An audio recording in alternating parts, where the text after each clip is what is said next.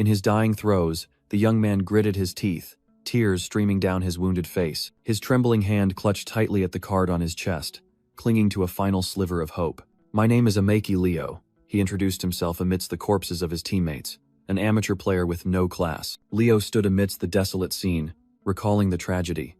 "Today, my entire team was wiped out. The reason is, a series of blazing red warnings from the system flashed continuously in his mind." Leo's face paled with fear, cold sweat pouring out as terrifying memories flooded back. He only managed to gasp, "That thing," before a monster with countless arms lunged at him. The system announced the entity's identity as completely unknown, while it let out a savage roar. Leo reflected. This fateful encounter originated from Paradise Eden, the game that had merged with the real world 10 years ago. Since then, dungeons and monsters appeared everywhere, giving birth to a generation known as players. Rewind 2 hours, to a desolate area known as the Unlivable Zone. A hot-headed man yelled, "Don't be lazy if you want the bounty." He turned to berate Leo. "Hey, you, the one with glasses, hurry up," making him only able to stammer, "Yes, sir." 2 other players whispered behind his back, disdaining the fact that an unclassed individual was on the team just for his escape experience. What a pain, Leo thought to himself as he quietly adjusted his glasses. The place they were in was the unique dungeon, Nunkamine. This was an extremely dangerous B-rank dungeon, with generous rewards, but no one had ever cleared it. Leo knew that well, because it was in this very place that he had escaped to become a player but failed to awaken a class. "So, I've been stuck as a guide here for years," he thought bitterly as he watched the team celebrate. The B-rank mage Luca, the leader, turned and asked, Leo, what's the situation?" And Leo professionally replied, "Sir Luca, we are in an ideal position." Leo presented the initial plan. "The area between Sotabarai and the city center only has weak monsters but is rich in resources. We can make a fortune." But Luca brushed him off, confidently declaring, "All right, head straight to the city center. We'll clear this B-rank dungeon in one go." Leo froze, thinking in horror. "The city center? He can't be serious. I have no interest in throwing my life away." The blonde mage casually ordered, "Come on, lead the way," while Leo hastily tried to dissuade him. "Please wait," he desperately explained. "Non-Kumini is no ordinary B-rank dungeon. With information about the city center being 10 years old, there's no way we can clear it. I believe we should gather data on the monsters there first." But his advice was met only with silence and the cold backs of the entire team. Suddenly, a strong force sent Leo flying backward, making him fall painfully onto his back. Luca grabbed the guide by the throat, lifted him up, and began to speak. "Listen here, with a cruel glint in his eyes, he snarled, "came here to conquer the dungeon. Shut up and do your job, you useless unemployed bum." Choked to the point of suffocation, Leo could only gasp with difficulty. I'm sorry." Luca threw him hard to the ground, uttering contemptuous words. "You're only being treated specially because of your escape experience." Though outwardly he assented, "Yes, let's proceed to the city center." In his mind, Leo was already plotting. "Damn it, I have to find an opportunity and bolt." Just then, a cold, sharp blade was suddenly pressed against his face. Luca leaned down, his voice full of menace. "You're not plotting anything, are you? If you don't lead the way, you're worthless. Understand?" Completely losing the will to resist, Leo stammered in fear. Yes, of course." Luca's hand tightened on the sword hilt, a sign that the situation was worsening. He stood up, contemptuously dusting off his hands as if he had just touched garbage. How disgusting. You've dirtied my hands." Mocking laughter echoed from his teammates, and Leo, sitting on the ground, gritted his teeth with determination. "Damn it. I have to find a way to escape from here at all costs." Finally, the team arrived. Before them lay a desolate, ruined city, the central district. Standing before the site, Luca merely remarked indifferently, "I don't see any different." In his heart, Leo scorned. "Idiot. This place is a monster den. I'll bolt when the fight starts." Suddenly, a team member screamed as a B-rank monster appeared amidst the rubble. Soon, the entire team was surrounded by a horde of giant monsters, snarling and charging. Luca merely smirked, flames erupting in his hand.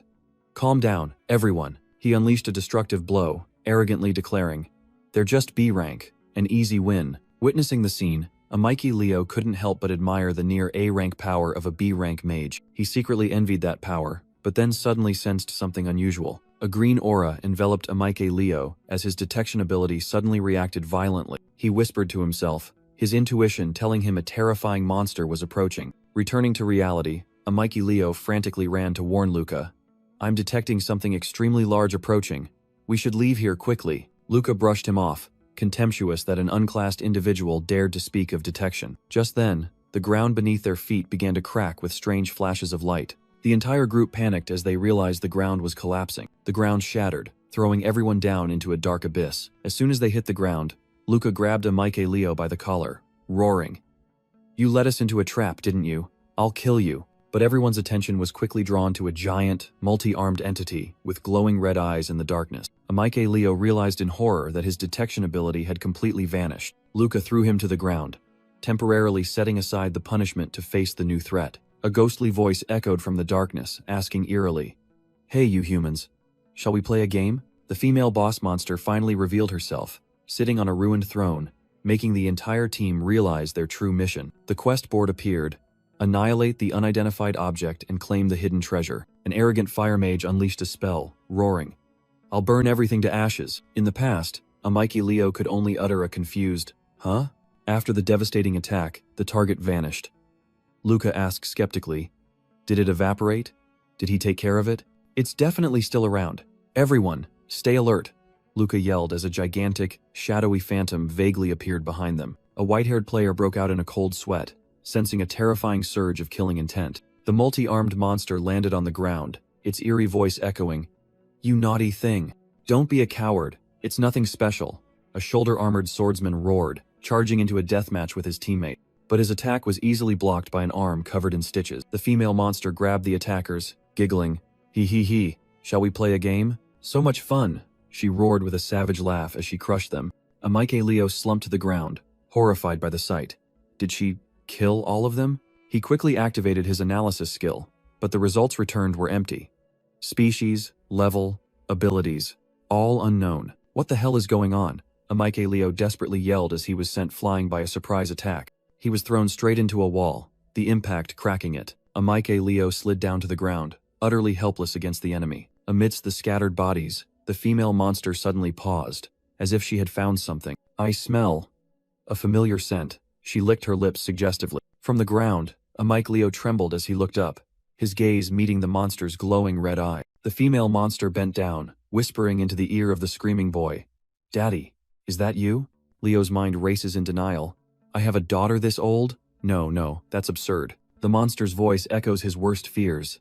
"Found you, Daddy," forcing Leo to tell himself to keep a cool head. Sweating profusely, he pushed up his glasses, reassuring himself, "I have a way out of this mess." "Oh, that's right," the monster calling herself Suzuko exclaimed, "Daddy, let's go home." Suzuko gets to go home with Daddy now, while still stuffing another player into her mouth. Countless stitched arms lunged at Leo, who could only scream in despair. How did it come to this? Trapped in the giant palm, Suzuko whined, "Be a good boy. Listen to Daddy." He was dropped into the gaping maw, his last thought flashing, "Is this how I'm going to die? Seriously. What a stupid way to die." In the digital space, Leo's body fell freely as a system notification echoed, "Congratulations. Hidden profession unlocked." His new profession appeared, Dreadkeeper. He groggily opened his eyes, a thought flashing. "Huh? Didn't I just get eaten?" Leo sprang up from the sofa, touched his chest, and realized an unbelievable truth. I'm not dead." He stood up, looking around the familiar room. "This is my house?" On the TV screen, the female announcer reported, "Today is January 30th, 2100. It is now 4 p.m. Leo stared blankly at the screen, muttering, "This day, this time, isn't Paradise Eden descending in just 5 hours? Did I go back 10 years? He clutched his head, a crazed smile spreading across his face. "Really? I have the ability to restart my life after dying?" Leo joyfully shouted, "Finally, my prayers have been answered. From now on, my rosy life begins." But a stream of glowing red data began to appear. Red pixel blocks wrapped around his hand, signaling an abnormal intrusion. Right behind him, amidst the digital static, Suzuko appeared with her hauntingly familiar voice, "Daddy Tilda." A choked sound escaped as Leo collapsed to the floor. "So hungry too," Suzuko's ghostly voice echoed as she materialized, leaving Leo stunned. "Huh? Why?" Splayed on the floor, he bewilderedly wondered. "What is happening?" Countless stitched arms reached out to grab Leo, Suzuko whispering, Daddy sent Tilda." Horrifying memories flooded back, Leo despairing. "Damn it. I'm about to be eaten again." Suzuko's sharp fingers extended, ready to snatch her prey. She held Leo tightly, licking his cheek with delight, savoring Daddy's scent. Lifting him in her palm, Suzuko innocently asked, "So, what's for dinner?" Suzuko is hungry. What the hell? Leo broke into a cold sweat at the monster's urging. Give food? To escape, he yelled, "Calm down, I'll do something," and received an eager reply. All right. Before a mountain of fried chicken, Suzuko tilted her head curiously. What is this? With a forced smile, Leo presented his offering. All of this is for you, Suzuko tilde. The monster cheered with joy, embracing her tiny daddy. Love you, daddy. Suzuko rubbed her cheek against Leo, leaving the young man frozen in fear. He still couldn't believe this insane reality. Is this an illusion or something? Without hesitation, one of Suzuko's arms reached for the steaming bucket of fried chicken. She began to devour the lavish meal with relish. While Suzuko was engrossed in eating, Leo thought to himself, if she eats this much, she'll surely be full. Suddenly, a system panel appeared, startling him. Huh? I have a profession. The information clearly displayed. Unique profession Dreadkeeper. Awakened thanks to B-rank boss Suzuko. Leo's eyes gleamed with a terrifying thought. That means, what will happen if her condition becomes complete? Amike Leo was deep in thought. If I can control Suzuko, can I control other bosses too? But the harsh reality hit when Suzuko, with glowing red eyes, hugged him tightly. Daddy tilde. The system confirmed her persistent hunger. The monster girl was still craving. Still hungry tilde, what should I eat? Leo decided to put his plan aside for now, coaxing her first. For now, I'll just make her happy. He gently patted her head, offering a reassuring smile. Suzuko, sometimes you have to be patient. The young man held out his hand, promising a full meal. There's no need to rush.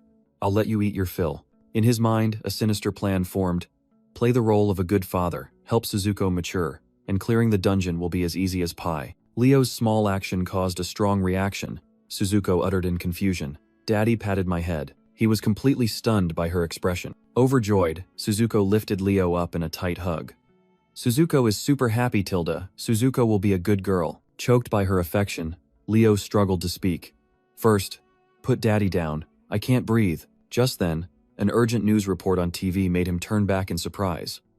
What? He stared in horror at the static-filled screen, a bad premonition telling him, no way. Leo rushed to the window, hoping his thoughts weren't true. Really? But the cruel reality struck a heavy blow to his mind. The dungeon descended earlier than before? Are you kidding me? Outside, the shadow of the Black Forest dungeon was engulfing the entire city. Suddenly, green light particles began to gather right in the room. The energy converged, forming a grotesque entity. A disgusting monster with countless eyes appeared right in front of Leo. Huh? The system announced Black Forest manifested as the monster let out a deafening roar, throwing Leo backward. Amike Leo fell sprawling, exclaiming in shock. What? Suzuko darted past, roaring furiously at the defeated enemy. You maggots. With bloodthirsty red eyes, she screamed an absolute command. Get lost! A system notification rang out, confirming the threat from the eye had been neutralized. Immediately, Suzuko grabbed Leo, laughing maniacally. Ha ha ha ha tilde daddy is mine. Put me down! Leo screamed in utter horror. Once put down, he conceded. I'll prepare it right away, in response to Suzuko's question. All right, tilde, is it eating time yet? Suddenly, a tremor struck, confusing Suzuko. What's that tremor? Amike Leo clutched his head, an unusual sensation overwhelming him. Ugh. What the hell is this? System warning. Strange nurtured monster detected. Black Forest's curse activated. A curse? Leo froze as he read the terrifying condition. If not cleared within 72 hours, he would be imprisoned forever in the Black Forest. While thorny vines began to rise from the ground, the entire room violently shifted, giant branches throwing both of them. From the massive vines, plant monsters with chilling green eyes began to form. Leo looked around in despair. What the hell kind of situation is this? He thought anxiously to himself. I haven't even sorted out Suzuko's situation yet. In stark contrast, Suzuko rushed forward with an excited shout. Food! Revealing sharp teeth, she licked her lips hungrily. Looks delicious tilde. Without hesitation, Suzuko swung her countless arms towards the horde of plant monsters. Suzuko charged into the plant monsters, countless arms flailing in a frenzy. An experience point notification appeared as she stuffed her prey into her mouth. A delighted roar echoed as Suzuko's hunger bar began to skyrocket. Super, delicious tilde, she whispered, gaining a new skill, wild transformation after her feast. With a slam of her hand on the ground, Suzuko easily swept away the remnants of the monster. Watching the scene on the screen, Amike Leo smiled. So that's it. She can satisfy her hunger by eating monsters. But his joy was short-lived, as he had to face the curse again. Also, I need to do something about this curse. He realized the absurdity of the situation. This is the Black Forest dungeon.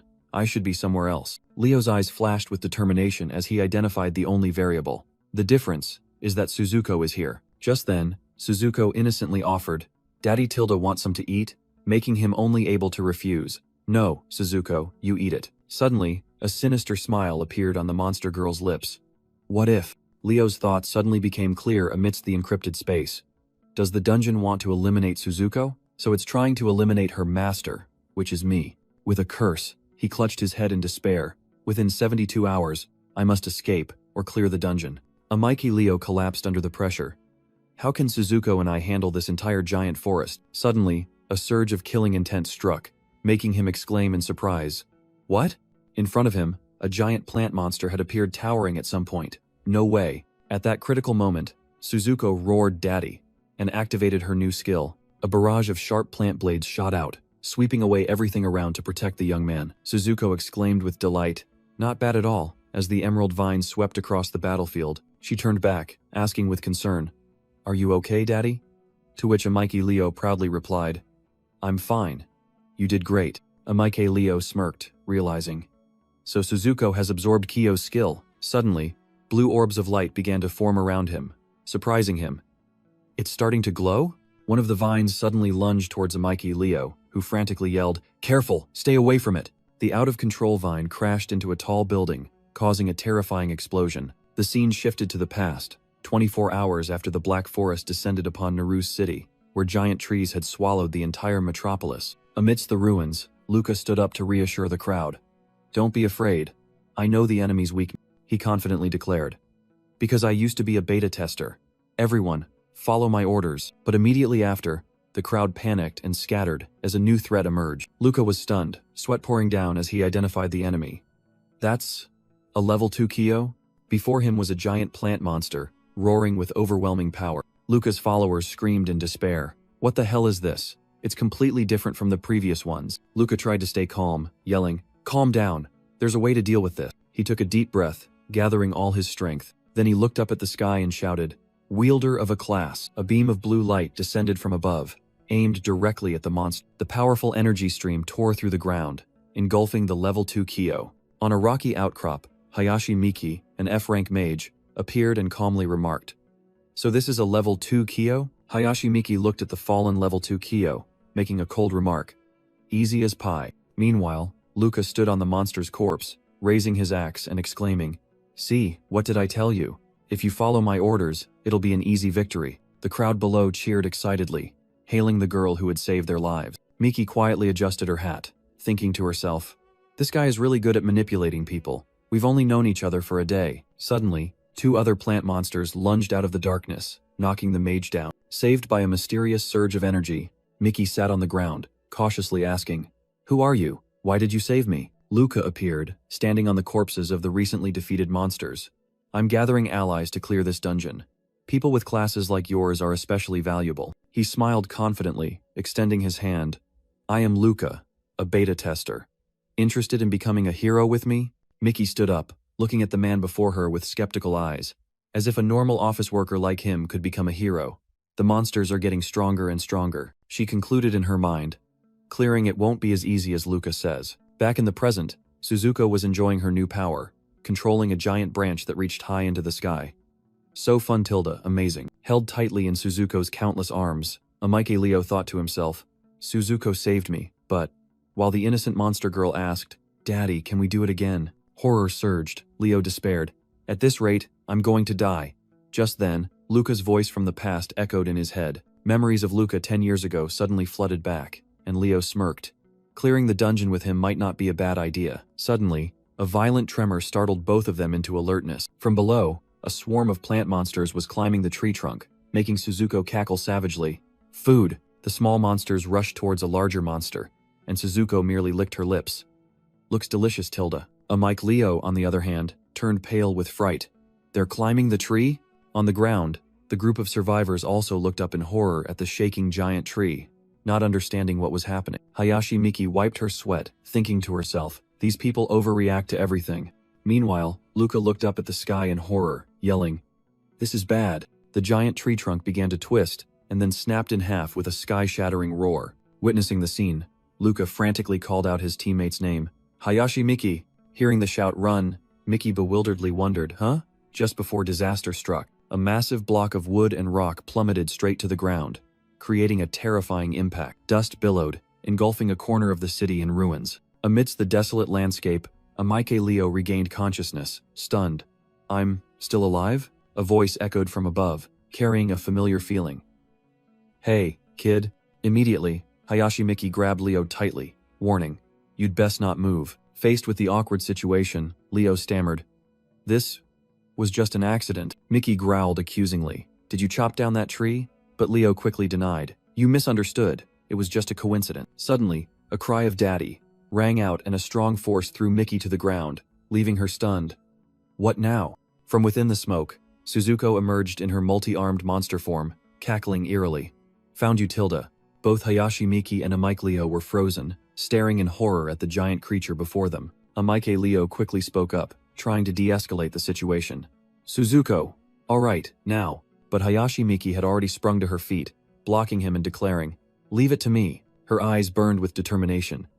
Heroes don't run. I'll protect you from this monster. While Miki aggressively confronted Suzuko, Leo behind her tried to intervene in vain. It's okay. Suzuko looked bewildered by Hayashi Miki's confident provocation. Come on. Leo was stunned, his inner thoughts screaming. What the hell is going on?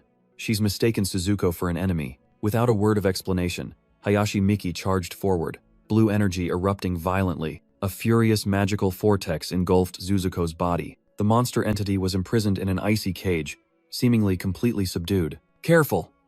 Leo yelled in despair, realizing something was wrong. Suzuko merely tilted her head in question, completely unfazed by the ice sword plunged into her back. Noticing an opening, Hayashi Miki roared and unleashed a finishing blow. Gotcha, she smirked triumphantly.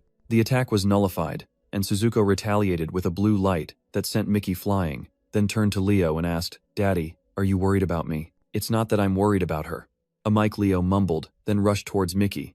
Hey, are you all right? The young man was extremely worried, secretly praying, I hope she's not dead. Fortunately, Hayashi Miki was only unconscious after the counterattack. What do I do now? Leo wrung his hands in frustration, when Suzuko leaned in close, sticking out her tongue to ask, Can I eat her? You can't eat people, Leo stated firmly. Helping Miki up and realizing she was a member of Luca's group, a plan flashed in his mind. If I save her, Luca will let me join his group without any hassle. But the plan had a fatal flaw, he turned to Suzuko. But it'll be ruined if they find out about you. Suzuko, I need a favor. Can you hide for a while? Leo pleaded. Suzuko tilted her head in question. Why? While Leo just smiled meaningfully. Why else, Tilda? Leo smiled brightly, promising, if you hide well, I'll treat you to a delicious meal. Suzuko revealed her monstrous form, eagerly. Really? I'll hide very well. While Leo reassured her to wait patiently. A glowing green eye, the symbol of the curse, began to fade. Leo was startled, realizing, the curse has weakened. Is it because Suzuko is hiding? A bold plan flashed in the young man's mind. Have Suzuko hide, use Luca's group to find the boss, then unleash his trump card to finish it. Meanwhile, Hayashi Miki slowly opened her eyes, still dazed. The young woman sat up abruptly, clutching her head and groaning in pain. Leo rushed over with a feigned look of concern. Oh, you're awake. Glad you're all right. When Miki asked about the monster, Leo casually replied, Ah, thanks to you. It ran away. Hayashi Miki pointed at herself in confusion, completely unaware of what had happened. Although she didn't remember clearly, she put on her cap and decided, whatever. Miki stood up, acting like an older sister. It's very dangerous here. Let's go somewhere safer. Leo secretly thought, just as planned, while Miki turned back to ask his name. After deciding to use a fake name, he replied, I'm Himajin. And Miki also introduced herself. When Miki shook his hand, Suzuko's spiritual form accidentally touched her hand. What is this? Suzuko whispered. Such a familiar feeling. Leo quickly ordered the giant entity behind him. Suzuko, food, follow us quietly. The monster girl obediently bowed her head and replied with a resigned yes. Hayashi Miki led the group, completely unaware that she was walking with both prey and the true predator. Under the crescent moon, ghostly tree branches stretched out, enveloping the warehouse area, signaling a restless night. In the makeshift base, Luca impatiently questioned, Mission report. Teams 3 and 4.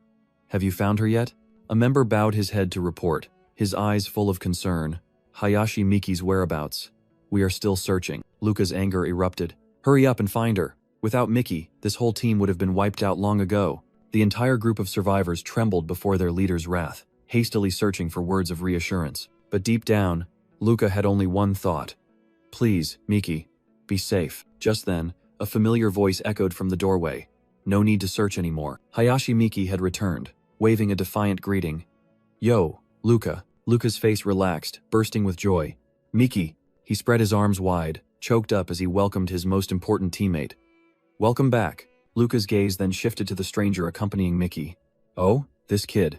Is he your little brother? I saved him on the way, Miki explained, completely unaware that Suzuko's spirit was whispering, audible only to Aniclimax. The young man smiled amiably, introducing himself with the fake name Himajin, but in his mind, it was a different greeting. Long time no see, Luca. Leo offered to join, and Luca, without hesitation, shook his hand in agreement. The leader smiled politely, but his inner thoughts churned. This brat, there's something very suspicious about him. Determined not to let a potential threat slip through, Luca secretly activated his trump card. Let's see what your true identity is. Before the data analysis, Aniclimax merely smiled innocently. Is there anything I can help with? The skill failed miserably, returning only a glaring red error warning screen. Putting aside his suspicion for a moment, Luca condescendingly patted Leo's head. I'm Luca, just call me boss. Luca's analysis skill encountered a critical error, unable to identify the target. Yes, boss, Aniclimax obediently replied, while Luca was secretly astonished that he couldn't read his information. A series of scan-failed warnings appeared, Luca's efforts completely futile. Luca grabbed Leo's hair, growling. Let's see. I have a good job for you. A distorted blue warning screen appeared before Luca's eyes. It fails every time. What the hell is going on? Luca broke out in a cold sweat. Utterly bewildered. Suddenly, Luca collapsed to the ground, making Aniclimax feign panic. Boss? What is this? Luca clutched his head, a searing pain tearing through his mind. In the illusion, Suzuko revealed her monster form behind Leo, who was reaching out and asking, Are you okay? An invisible mental attack knocked Luca to the floor with a piercing scream. The entire group fell silent. No one understood why their leader had suddenly collapsed. Hayashi Miki rushed to Luca's side, who was bewildered. What's going on? I just scared him a little, Tilda, Suzuko whispered, while Leo just smiled, thinking to himself, was it Suzuko who did it? Suddenly, a terrifying sound from outside startled everyone. What was that? What's that noise? Elsewhere, a resolute footstep stomped heavily onto the ground. A violent explosion erupted, throwing two players who were fighting. Luca's group rushed outside, horrified to witness the factory engulfed in flames. The factory. It exploded. What's happening? Luca shouted, panicked amidst the chaotic scene. From the midst of the flames, a giant tree extended its branches upwards, and a survivor screamed. What the hell is that? The tree is moving, Suzuko worriedly asked. Dad, should we run? But Aniclimax reassured her. No, wait. My detection ability is still active. Amidst the energy vortex, Leo realized. The monsters are agitated. Is something provoking them? Suddenly, a massive flame erupted from the direction of the ruined factory. Leo whirled around, his face clearly showing surprise and worry. Fire? He urgently shouted to the remaining survivors. Everyone, listen to me. Leo pointed towards the sea of flames, commanding decisively. Stay away from the fire. Amidst the chaos, he issued a critical warning. A level 3 wood, elemental demon is coming. From within the raging flames, a blazing claw reached out. A giant demon of wood and fire materialized, letting out a roar that shook the earth. Witnessing that scene, Luca was stunned, filled with suspicion. How did that brat know? Could it be that he also has the potential of a savior like me? In his delusion, Luca imagined being scorned by Leo and Hayashi Miki, and having his leadership position usurped. He was obsessed with the thought that Leo was plotting to become the leader to steal all the rewards. System text appeared in Luca's mind, reminding him of the rule. Each dungeon only has one unique savior. His eyes flashed with hostility. Luca created an energy sword, muttering a curse. I will make you regret stepping into my dungeon. Back in reality, he swung his sword, shouting to the crowd. Heed my command. Begin the counterattack. But Hayashi Miki only managed to shout a warning. Luca, be careful, before he was thrown away. A terrifying explosion engulfed Luca's entire counterattack formation. Miki stood in front of Leo, asserting, We can't rely on Luca anymore. Himajin, get everyone out of here. She grabbed the young man's collar, growling, Understand? And received a somewhat panicked reply. All right. Aniclimax sensed an ominous sign. This is really strange. Even though the curse has weakened, the wood elemental demons are still evolving. Suddenly, A terrifying explosion erupted, and Hayashi Miki quickly shielded him. From the sea of flames, a level 3 wood elemental demon with a blazing body let out a ferocious roar. Himajin, hurry up, Hayashi Miki urged, but Amaike Leo clumsily stumbled. The young man awkwardly looked back, thinking to himself, if she tells me to run, then… Right behind him, Suzuko's spirit form appeared, screaming in hunger. I can't take it anymore, I'll eat them. Her grotesque arms slammed into the ground, gaining momentum to charge. Delicious Tilda Suzuko glided past a stunned Amaike Leo, charging straight towards the enemy. A destructive stream of fire and a mysterious attack collided, creating a terrifying shockwave. Hayashi Miki was stunned, recognizing the entity that had just acted. The monster from before? Suzuko was engulfed by the demon's flames, and the enemy's savage laughter rang out. Full BBQ! But instead of being incinerated, Suzuko opened her mouth wide and deliciously swallowed the flames. Amaike Leo could only sigh helplessly. Suzuko, Dad is in danger, and you're only thinking about eating? The curse will get stronger again. He suddenly remembered his only ability. A rookie with the synchronization skill. A humorous flashback appeared, confirming that he could only tame boss-level monsters. An idea flashed in Amaike Leo's mind. If I can control the boss of the Black Forest, will the curse be lifted? Back in reality, Hayashi Miki grabbed his collar, determined to drag him away, but Amaike Leo unexpectedly pushed her hand away. Miki, now is your chance. Run. His eyes became resolute. While the monsters are distracted, I'll go defeat the boss. This is a gamble, Amaike Leo shouted, his eyes blazing. Luca definitely knows where the boss is. Hayashi Miki warned about the evolving wood elemental demons, and both decided they had to find Luca immediately. Hold on tight. Hayashi Miki unleashed her strength, scooped up Amaike Leo, and shot off like an arrow. Meanwhile, in the underground ruins, a ghostly figure with long silver hair exclaimed, I've found you, Tilda. The entity gently touched a shadowy figure, its voice whispering a single word, Dad. Amidst a sea of carnivorous flowers, the giggling of the silver-haired female monster rang out, signaling the presence of the true boss. Elsewhere, Luca's group stood on monster corpses, confidently declaring they had found the enemy's lair. Luca smirked to himself. He only cared about the reward, and was ready to abandon that brat to clear the dungeon alone. Suddenly, a severe headache struck, causing the entire group of survivors to collapse. Even Luca was no exception. He was stunned by the invisible attack. What the hell was that? The source of the chaos was a ghostly eye, emitting a stream of green psychic energy. Luca's entire retinue was subdued, their eyes now glowing with a deadly blue light. Don't panic, Luca yelled, trying to calm those who were once his comrades. Despite the danger, greed fueled by the enormous reward, Luca challenged. Bring it on, one person in the group frantically questioned. Facing a level 3 monster, how can we possibly win? His pride wounded, Luca's eyes flashed with a cruel, murderous intent towards the one who had just dared to doubt him. What an eyesore, he muttered, then proceeded to kill his own comrade to everyone's astonishment. Immediately after the cruel act, a system notification appeared, offering Luca the chance to acquire a new profession. The remaining people stared in horror at their blood-stained leader, stammering, Sir Luca, what have you done? Killing a wood elemental monster only gives a few hundred points, but killing a mere NPC gives 1,000. If I can't defeat the boss, then I'll just take points from all of you. A crazed smile appeared on Luca's face. Is it here, Miki? Amaike Leo asked, both looking down at the traces of a fierce battle. He's gone mad. Run! Hayashi Miki yelled, both terrified by the scene before them. She dashed away, but instead of running away, Hayashi Miki charged straight towards Luca, who stood amidst a battlefield of corpses. Luca! She screamed, facing her former comrade who was gripping the neck of the last survivor. You've misunderstood, Miki, Luca replied with a twisted smile. You promised we'd clear the dungeon together. You're killing your comrades. You've lost your mind. They're the crazy ones, he calmly replied. Can't you smell the flowers? What about the smell of flowers? Hayashi Miki asked, confused, sweat beading on her forehead. Breathe it in, and you'll become the boss's minion. That's why I have to kill them. Luca's hand tightened around the hilt of his sword. Miki. Actually, I'm a minion too now. You have to kill me. How did it come to this? Can't we defeat that boss together? She desperately grabbed the sharp blade. No way. Luca brushed her off, but Miki grabbed his shirt, yelling, You're a beta tester, aren't you? There has to be another way, right? Don't give up, if you don't kill me, Luca said in a low voice, his face hidden in shadow. There's still another way. He pulled her closer, whispering, That is, I'll kill you. Luca's eyes glowed with a deadly red, revealing his true nature. Hayashi Miki screamed in horror as a deadly beam of light pierced through her. Luca cruelly pinned her to the shattered ground with his sword. Luca, You, she whispered, but the madman only roared. You're just an NPC. How dare you lecture me, the protagonist. He pressed down hard on the sword, yelling, I saved you because I wanted a high-tier profession. Too bad, Mickey. At least you can fulfill your final role. Luca activated a card, and the system coldly asked, Target still alive. Forcibly seize profession card. A stream of green energy was violently ripped from Hayashi Miki's body amidst her screams of pain. Unbelievable.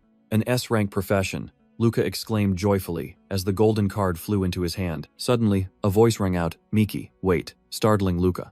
That voice? A Mikey Leo had just arrived, frozen at the sight before him.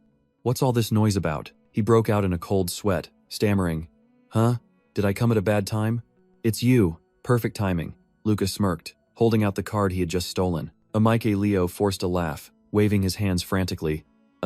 What are you talking about? It's useless, you fool, Luca sneered. I'm a much better actor than you.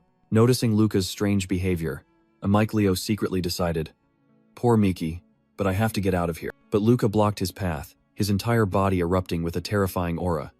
You're not going anywhere. Bound by an invisible force, a Mike Leo was horrified. How can this be? Luca doesn't have a profession. I thought you were aiming to usurp my position, Luca said smugly.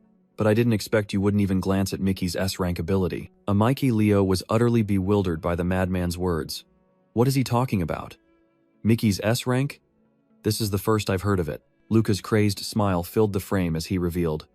The reason the dungeon changed is because both of us are saviors. A Mikey Leo was stunned. Countless types of travelers flashed through his mind. From heroes to madmen, he broke out in a cold sweat, realizing that if Luca was the calamity type, then all of his actions made sense. While Luca questioned his motives, a Mike Leo secretly calculated, I have to buy time until Suzuko arrives, otherwise he'll kill me. Suddenly, he looked up, smirked, and admitted, That's right, I did it all. Luca showed interest in the unexpected confession. Now we can talk. A Mike Leo continued his act, boasting about infiltrating the dungeon to change its difficulty and reward value. You must be very pleased that your plan is going well, Luca replied with a smug smile. This fool believes everything I say. A Mike Leo thought to himself, then I'll play the part to the end. He burst into an arrogant laugh. Thanks to me, this dungeon is even more thrilling, isn't it? Luca rested his chin on his hand, his face full of cunning. It truly is fascinating. The rewards have changed, but the reality was far more brutal. The scene shifted back to when Luca suddenly used his power to seize Hayashi Miki. Are you two in league? You're both insane. Hayashi Miki screamed in despair as she was restrained. Shut up, Luca roared, delivering a brutal kick to her face. Seeing that scene, the current Amike Leo could only sigh to himself. Even Miki believed me. An S-rank job card, shining brightly, was pulled from Hayashi Miki's body. So this is the power of a job, Luca exclaimed as he looked at the girl's body, pierced by a sword. He smiled triumphantly, holding the card he had just stolen. Compared to waiting, stealing from an NPC is much easier. Back in the present, Luca, with his new power, extended his hand towards Amike Leo and proposed, Shall we cooperate from now on? To the offer of cooperation, Amike Leo responded, a mysterious green aura knocking Luca down in astonishment. Damn it! What did you do? Luca roared as his subordinates were suddenly attacked by plant monsters. Amidst the chaotic scene, Amike Leo spoke with sarcasm. Cooperate? He continued his act. With you, the one who summoned these monsters. Even though he was trembling inside. However, Luca burst into insane laughter. Is this really the best a child can come up with? As if I'd believe that. He lunged forward, delivering a devastating punch that Amike Leo couldn't react to in time. With a twisted face, Luca roared. There's no way I'd work with someone like you. Suddenly, a terrifying tremor occurred, and the ground shook violently. From within the dust cloud, a monstrous figure with countless arms emerged, seizing a screaming individual. The one seized was Luca, who cried out in panic. Stop! I'm the savior, you know. Suzuko revealed her monster form, tightening her grip on the self-proclaimed savior whom she had no need for. With a terrifying smile, her voice echoed in everyone's minds. I've come to find Dad. Luca was stunned. He looked down at Amike Leo, who was getting up, and stammered, Wait, don't tell me. You. Amike Leo just smiled and gave a thumbs up. Hey, I'm her dad. Completely broken, Luca frantically pleaded. Damn it, I'll cooperate. I'll work with you. Please. Dad is not a child, Suzuko roared angrily, punishing the one who dared to insult her master. After her outburst, the monster girl suddenly became drowsy. Sleepy. Can we go to sleep, Dad? Sure, Amike Leo replied. But before that, Suzuko, Deal with these guys. Yes, Dad. She happily obeyed, using her arms to gather up the small monsters, while Leo secretly pondered their true origin. A voice echoed in the darkness, holding on to a faint hope. The only silver lining is that we haven't encountered the boss yet. Now, let's get out of here. Immediately after, Amiki Leo frantically ran to Hayashi Miki, who was slumped on the ground. Miki, are you okay? Gasping for breath, Hayashi Miki's red eyes lost focus. She could only let out a weak cry. The boy was stunned, cold sweat pouring down as he realized the horrifying truth. What happened? A cold sword had pierced through her abdomen, blood staining the shattered ground. Dad too, a familiar voice echoed, and Suzuko appeared in the form of a giant monster covered in stitches. After completing the task, she gently lifted the tiny Leo in her palm, asking, "Is it all done, Dad?" Drowsiness overcame her. Suzuko rubbed her eyes, hugging her dad tightly. So sleepy. Suzuko will protect Dad, so please stay with Suzuko. Seeing her fading, Leo called out worriedly, "Hey, Suzuko?" But it was too late. The monster girl curled up in deep sleep amidst the small monsters, who had also become motionless. Suddenly, Leo felt a strange change in his body.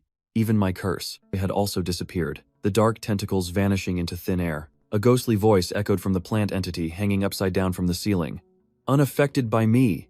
That explains why that girl calls you Dad." Facing the true boss of the Black Forest, Leo didn't hesitate to activate his skill. Synchronization. Activate. The chosen ability transformed the boss into a new enemy, C-rank high-grade boss Whispering Flower. It cackled, "Both of you are my prey." The auxiliary skill was activated immediately after. Phantomization. With a duration of 20 minutes, Leo's body became transparent like a ghost, easily evading the monster's attack. I can escape. But what about Suzuko? He realized he couldn't leave her in this state, but the boss, Whispering Flower, saw through everything, its voice mocking. "You can't escape, you know?" Whispering Flower chuckled sinisterly. "The plants here are all my eyes." Amiki Leo realized in horror that he had been poisoned by its floral scent. The boy despaired. "Damn it. Looks like I can't escape." The monster ignored Leo, using a vine to lift the chin of the sleeping Suzuko and whispered, "When she's quiet, she's truly beautiful." It licked Suzuko's cheek in a gruesome manner, declaring, "I'm very particular about my food." Leo realized in shock. From the very beginning, it was targeting Suzuko, not me. Whispering Flower confirmed. "That's right. I must continue to evolve to regain his favor." When Leo questioned it, the monster roared angrily. "Don't you dare insult him." In its mind, an image of a powerful entity appeared. The god of monsters. It turned to Leo, contemptuously. "You, who merely raise a monster, are just an imposter." Leo was stunned. "It even knows I'm a keeper?" "Suzuko is his daughter, yet she calls you Dad," it said enviously. "You want to imitate him? How ridiculous." Whispering Flower scoffed. Suddenly, Leo seemed to understand something. Rather, the reason I was created to raise monsters," he smirked confidently, "is to be food for you, isn't it? Why didn't you say so sooner?" Leo's unexpected reaction made Whispering Flower pause slightly. It transformed into a giant shadow form, delivering an ultimatum. "If you become my slave, you won't have to die." Leo burst out laughing. "Ha ha ha, that's a great offer." But then he raised his middle finger and growled, "But I refuse." The Whispering Flower licked its lips, letting out a savage, gleeful laugh. "You have no say in this," it roared, its oppressive aura enveloping Amiki Leo. Bound tightly by countless tentacles, the young man realized his phantomization time only had 10 minutes left. "I have to find a way to wake Suzuko." Leo transformed into a blue streak of light, frantically searching for an escape. The boss ordered its subordinates, "Capture it alive for me." In another corner of the battlefield, another player was screaming in despair as monsters surrounded them. Damn it. Leo gritted his teeth, cold sweat pouring down as the situation grew increasingly critical. Amidst the encirclement, he forced himself to think, is there any other way? Suddenly, Leo noticed Mickey's job card had fallen out of Luca, who lay motionless on the ground. A glimmer of hope sparked. If Luca could use it, so can I. He lunged to snatch the card, but the system cruelly crushed his hope. Job awakening not available. Are you kidding me? Just then, his phantomization state expired, and Leo's physical body reappeared, completely exposed. Facing the horde of monsters rushing towards him, he roared his last resort. Synchronization, activate! Leo's left eye glowed crimson, and Suzuko's true sight eye activated. Trying the same old trick again? The Whispering Flower sneered. I won't let you succeed. A surge of evil energy crashed down, making Leo clutch his head and collapse in pain. The synchronization process was forcibly interrupted, and he completely lost his ability to resist. "Go to sleep," the boss whispered, "and die within my memories." Through his crimson eye, Leo watched in horror as his opponent transformed. This is its true form. A terrifying entity emerged, its voice echoing, "Darling, your body is mine." Wrapped tightly in spectral tentacles, Leo realized in despair, spiritual contamination.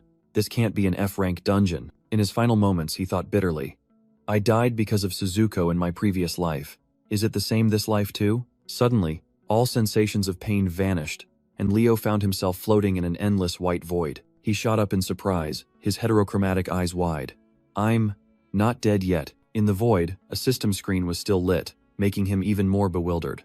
"Where am I?" An enthusiastic voice echoed from the void, followed by the appearance of a mysterious white door. Without hesitation, Leo decided to approach and open that fateful door. Inside was the sight of a blurry scientist kneeling amidst countless documents, proud of his masterpiece. Leo wondered in confusion, "What the hell is this? A memory being projected?" The scientist's eyes glowed maniacally. One crimson, one azure, exactly like Leo's. Seeing the scientist's flamboyant demeanor, Leo unconsciously saw an image of his past self. The man shouted loudly, activating a glowing red magic circle amidst the papers. "Appear, my masterpiece!" A bad premonition struck him, and Leo held his breath. Could it be? From the center of the circle, a small, stitched hand reached out, touching the blood-stained paper. A little girl with long black hair and bewildered red eyes sat up and asked her first question. "What am I?" The scientist pointed at her and solemnly declared, "Listen, your name shall be Suzuko." The innocent girl repeated her name, her red eyes gleaming with curiosity. "Suzu-ko." When the scientist extended his hand, the girl unhesitatingly placed her hand on his, and an invisible pact was established. He embraced his creation, whispering, "From now on, call me Dad." And the girl happily replied, "Dad!" The memory shattered, and Leo clutched his head in horror as gruesome images of Suzuko reappeared, screaming for food. In the dark memory space, Leo exclaimed in shock, "Is this for real?" He tried to calm himself to analyze the situation. "Calm down. In other words, this is inside Suzuko's memories? She looks so different." In the memory, the heterochromatic-eyed scientist smiled. "Suzuko, you are Dad's masterpiece. Are you ready?" He patted the innocent girl's head, who only knew to ask back, "Ready for what, Dad?" "Ready to save this world with Dad," the scientist declared with a smug look. Suddenly, the memory image shattered into digital fragments before Leo's eyes. He wondered in shock. "They're gone. What does that guy from the SGD organization really want?" Leo smirked, a premonition telling him. It seems that was just the prelude. A glowing door appeared, and he knew for sure, this is clearly a trap. Even so, he still unhesitatingly turned the doorknob, determined to see it through. As soon as the door creaked open, Suzuko poked her head out, exclaiming, "Long time no see, Dad. Suzuko missed you so much." The memory shifted again, and the scientist led Suzuko away. "Today, Dad has something to show you. Its name is..." He pointed at a flower in a glass cage, the whispering flower.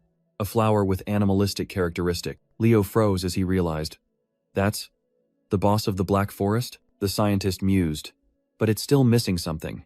Unlike my perfect Suzuko, it's not complete." A mysterious smile appeared on his lips as he pondered a difficult problem. Seeing Dad troubled, Suzuko quickly hugged him. "Dad, Suzuko will help." The girl looked up with clear eyes. "Is there anything I can do?" Leo observed the scene, while the scientist replied, "Thank you. I need your power, Suzuko. But just say if you don't want to, I'll find someone else," the scientist said, and Suzuko quickly replied, "I agree.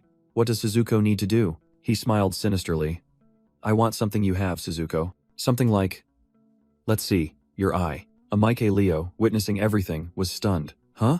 Yet, little Suzuko just smiled brightly and replied, "Yes." Without a moment's hesitation, the little girl gouged out her own eye. At the same time, Leo let out a desperate scream as his red eye throbbed intensely. With a blood-stained face, Suzuko held out the eyeball and innocently asked, "Is Suzuko a good girl?" The tormenting pain in his mind made Leo collapse.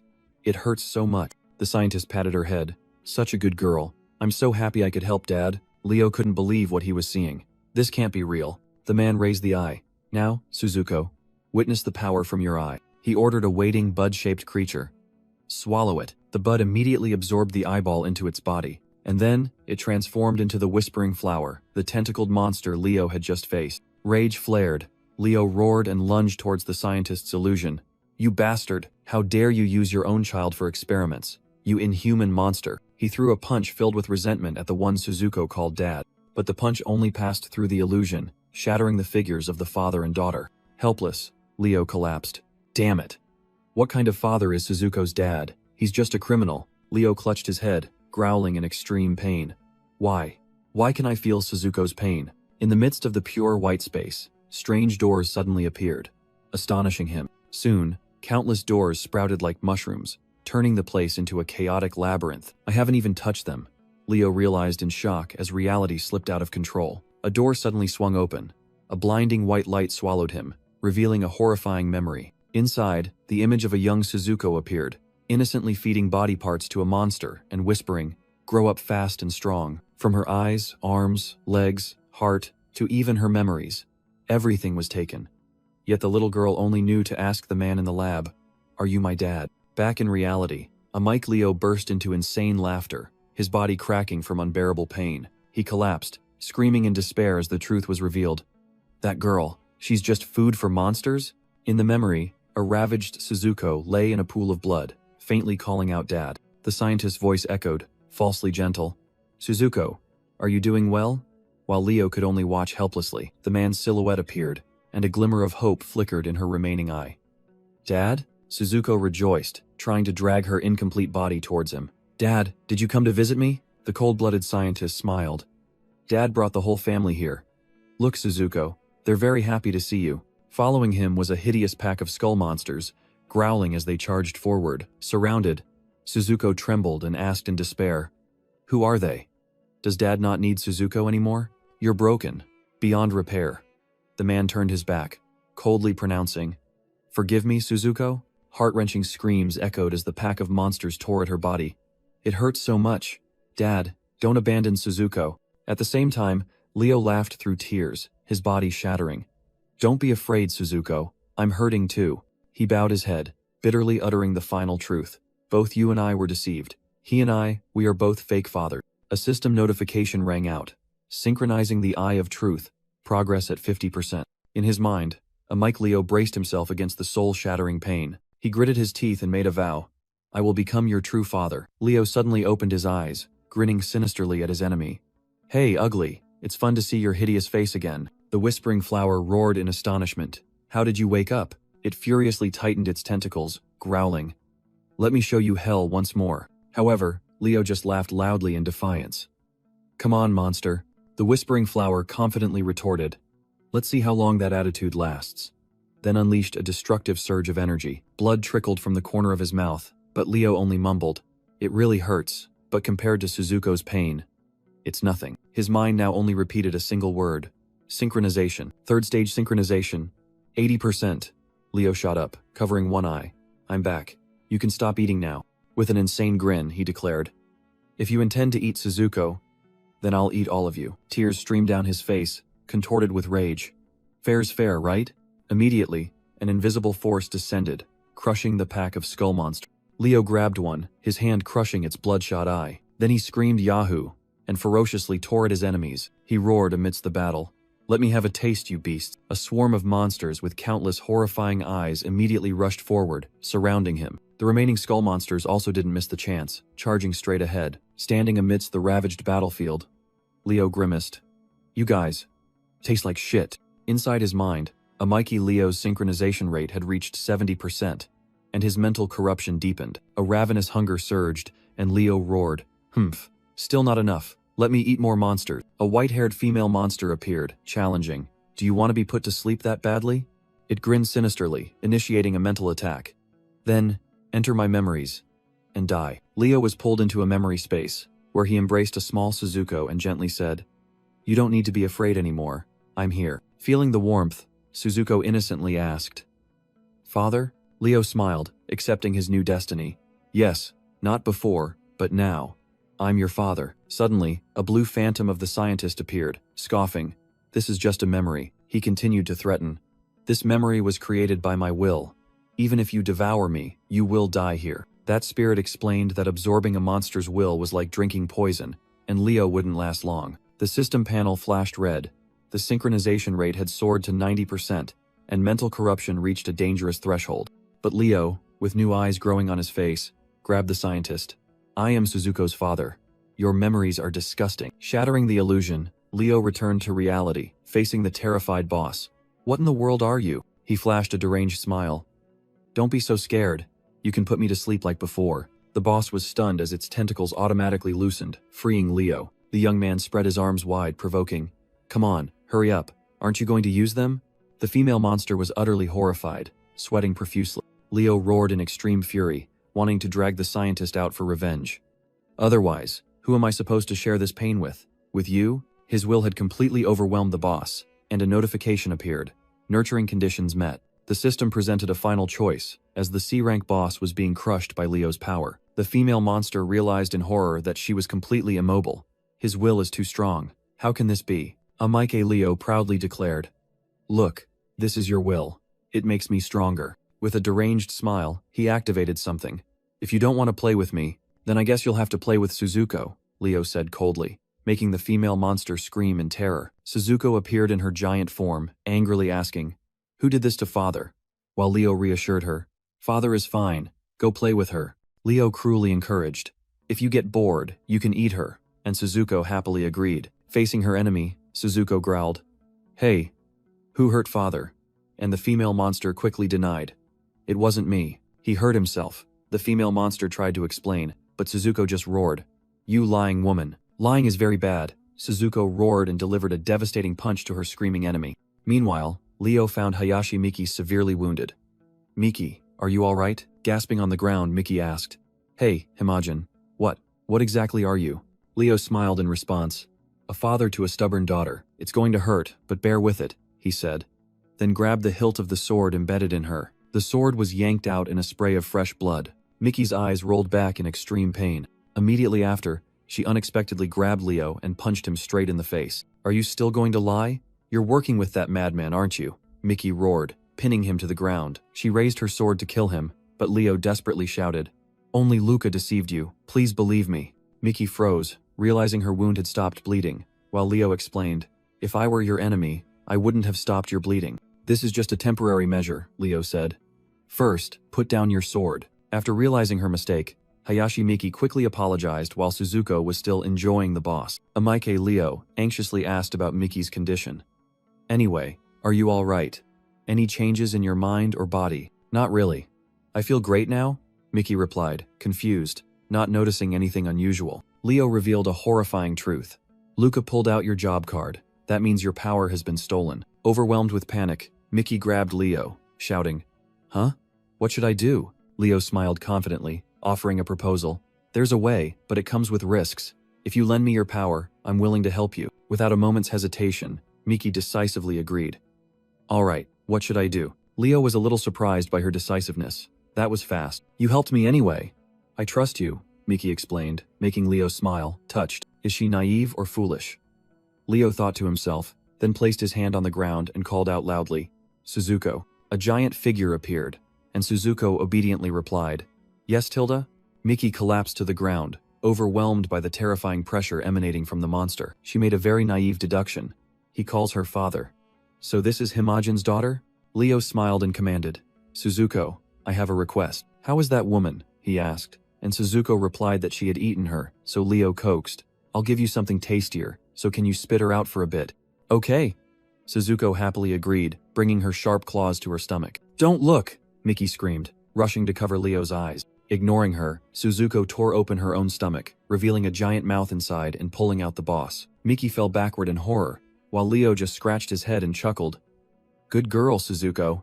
The white-haired boss was thrown to the ground, lying motionless in a puddle of slime, completely subdued. The defeated boss lay crumpled on the ground, trembling helplessly. Amike Leo calmly sat down, but his words were directed at Miki.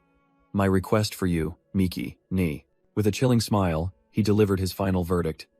Is to destroy it. Don't you dare underestimate me, the boss roared, a surge of dark green energy violently erupting. From the ground, specters rose. Deceased players revived into an army of ghouls. An entire legion of the undead charged forward madly, their sole objective to tear apart the living. Hayashi Miki exclaimed in shock. They've come back to life? There are so many. Suzuko narrowed her fiery red eyes, eagerly asking, Can Suzuko eat them? But Leo simply replied coldly, No need. The young man calmly faced the boss. All done? Receiving only a furious roar in response. When I die, you're coming with me. The boss cackled maniacally, determined to drag its enemy down to the grave. Just try your best to survive, it challenged, as a sphere of green light formed in Leo's palm. That's right. Leo smirked, and strange cracks began to spread across his face. A wave of green energy swept across the battlefield, engulfing the revived monster. The monsters suddenly froze, their lifeless eyes glowing before they shuffled forward like puppets. They've stopped. Hayashi Miki breathed a sigh of relief, unable to believe her eyes. She turned to question him. Himajin, what did you do? But Leo only replied with a casual When she saw his face clearly, Miki shrieked in horror. Your face! What happened? This is corrupted psyche, a risk I have to accept, Leo explained, while Suzuko whispered, Dad is so cool. He suddenly grabbed the stunned girl's hand. Help me. Confused by his action, Miki's eyes were filled with worry. Are you all right? Hayashi Miki patted Leo's head, scolding him affectionately. You're like my little brother, don't try to act tough anymore. The young man grumbled in annoyance. I think my mental age is older than yours. Leo pointed at the subdued boss. Miki ni, the solution is right here, he explained. The Black Forest dungeon is an exploration type, where job holders can freely enter and exit, but because of Luca, its difficulty increased from F rank to C rank, Leo continued, recalling his old foe. He lied that Luca had brainwashed everyone for the bounty, secretly thinking he had to hide Suzuko's involvement. Meanwhile, Suzuko tightened her grip on the desperately screaming boss. You're not getting away. Leo held out a knife, revealing his true objective. A C-rank boss will drop an item, and that's exactly what you need right now, he said, making Miki smile decisively. All right. Drawing her longsword, Hayashi Miki declared boldly. Leave the rest to me. She turned to the giant monster. Suzuko-san, I'll take it down. Please release it, and received immediate agreement. The boss was thrown to the ground, utterly helpless before the waiting blade.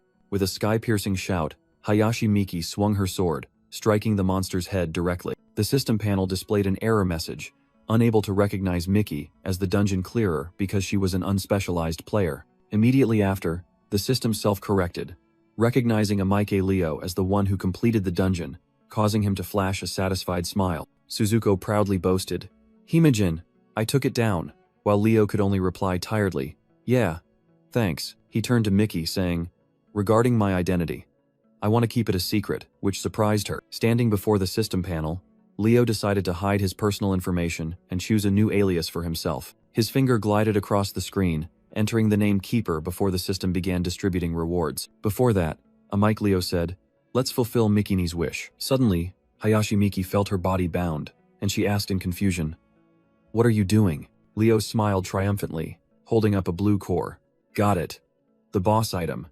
An elemental monster core. Hayashi Miki asked skeptically. How do I use it? Don't tell me I have to swallow it? With eyes flashing red, Leo confirmed. That's right, leaving Miki stunned.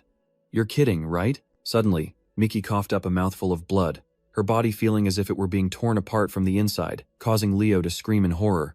Miki ni! Seeing Miki collapse, Suzuko casually asked, is she dead yet? Can I eat her? But Leo immediately dismissed it. No. Supporting his gasping teammate, Leo asked worriedly, only to receive a desperate reply. I can't feel anything. Am I dying? It's all right, Leo asserted, clenching his fist as green energy began to gather.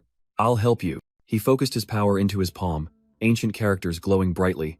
Just a moment. I won't let you die, Leo whispered, gently placing the monster core into Miki's mouth. With no other choice, the young girl swallowed the gem, carrying a fragile hope of survival. Elemental energy immediately erupted, enveloping both of them, and Leo sighed in relief.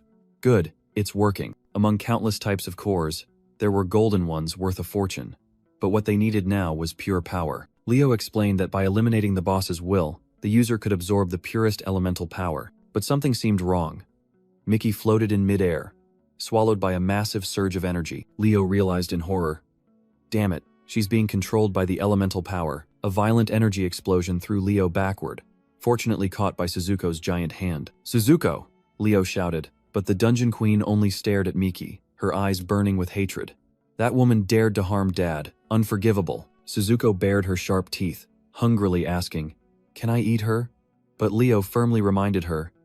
You promised not to eat humans. The dungeon queen smiled contentedly. Dad is so kind. While Leo, confused, wondered, so what do we do now? Leo suddenly shivered, realizing Suzuko's aura had changed. If I don't answer carefully, I might get eaten too. To reassure the monster, he probed, "If there's any danger, will you protect me?" And Suzuko immediately roared, "Suzuko will protect Papa." Putting Suzuko aside for a moment, Leo looked towards the imprisoned Miki, his mind in turmoil. How do I wake her up? He dismissed the idea of relying on the dangerous boss and decided to act himself, channeling his willpower into his palm. But his efforts were futile.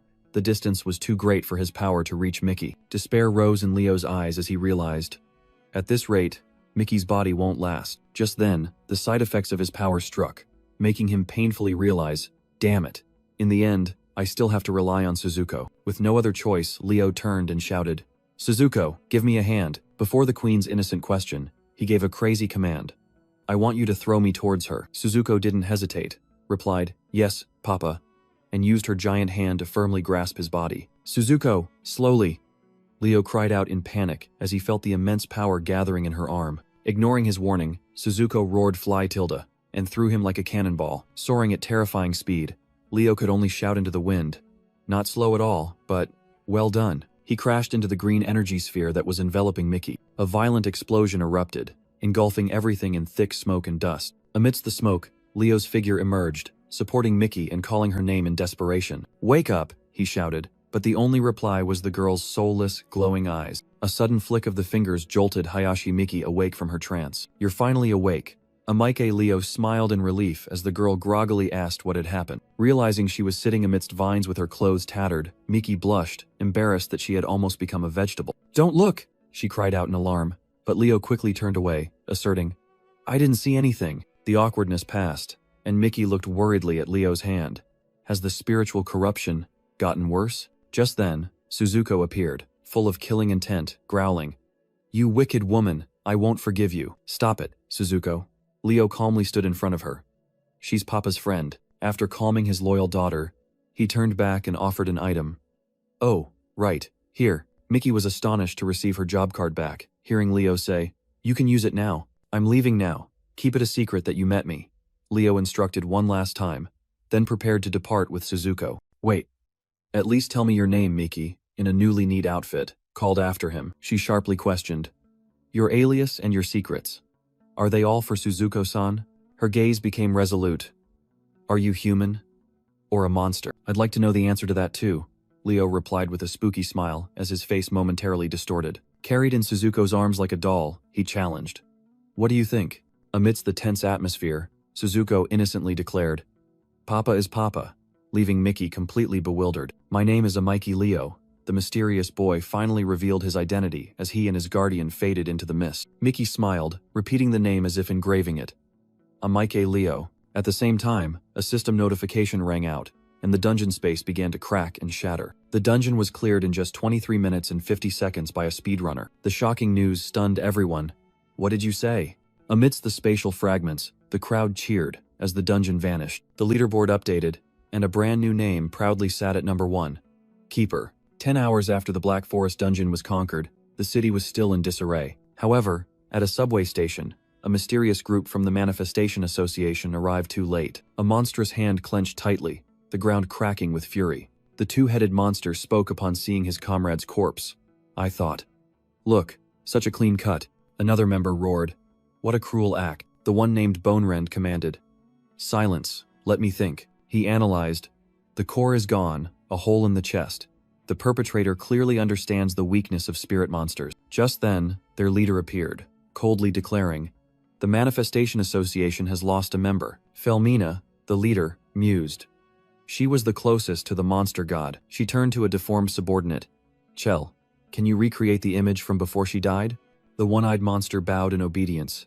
"Anything for Inego." A stream of crimson energy shot out from Chell's giant eye, space distorted, forming a chaotic vortex of memories. In the flashback, Amike Leo appeared, enveloped by tentacles, provoking, "Why are you letting go? Hurry up." And then, his face distorted with countless eyes, he screamed a name. "Monster God." In the flashback, Amike Leo's distorted image screamed wildly, making Felmina cry out, "Monster!" Bonerend exclaimed in shock. "Are you kidding me? She was killed by a human child?" Rage flared, he growled. "He dared to insult the Great One. I swear I will." The memory shifted again, and a giant Suzuko appeared, angrily asking, Who did this to Papa? Felmina froze, realizing the monster's identity. The Queen of Destruction called him Papa? The horrified monsters deduced that if a human could keep the queen, then he must be an even higher entity. A flash of insight struck Felmina. She realized that the one who stood above even the monster gods was the leader they had been searching for. Wild hope erupted, and Felmina laughed loudly. We survivors need a monster like him. The female leader's energy erupted violently, throwing her astonished subordinates away. Regaining her composure, Felmina declared, I lost my composure. We must contact him, the incarnation of the Great One. She turned to her subordinates and ordered, Doll, you look the most human. Go and ascertain his motives. A female monster stepped forward, transformed into a splendid lady, and bowed to receive the order.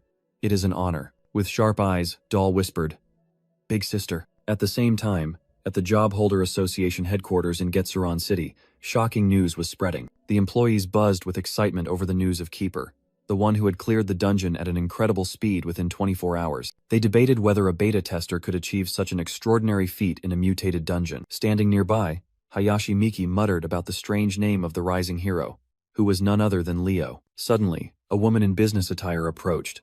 Miss Hayashi Miki? She introduced herself. I'm Jenna, from the cooperative. There are a few things I'd like to ask you. At the association, Jenna smiled meaningfully. It's about the Black Forest. You're from there too, aren't you? Hayashi Miki flinched, evading.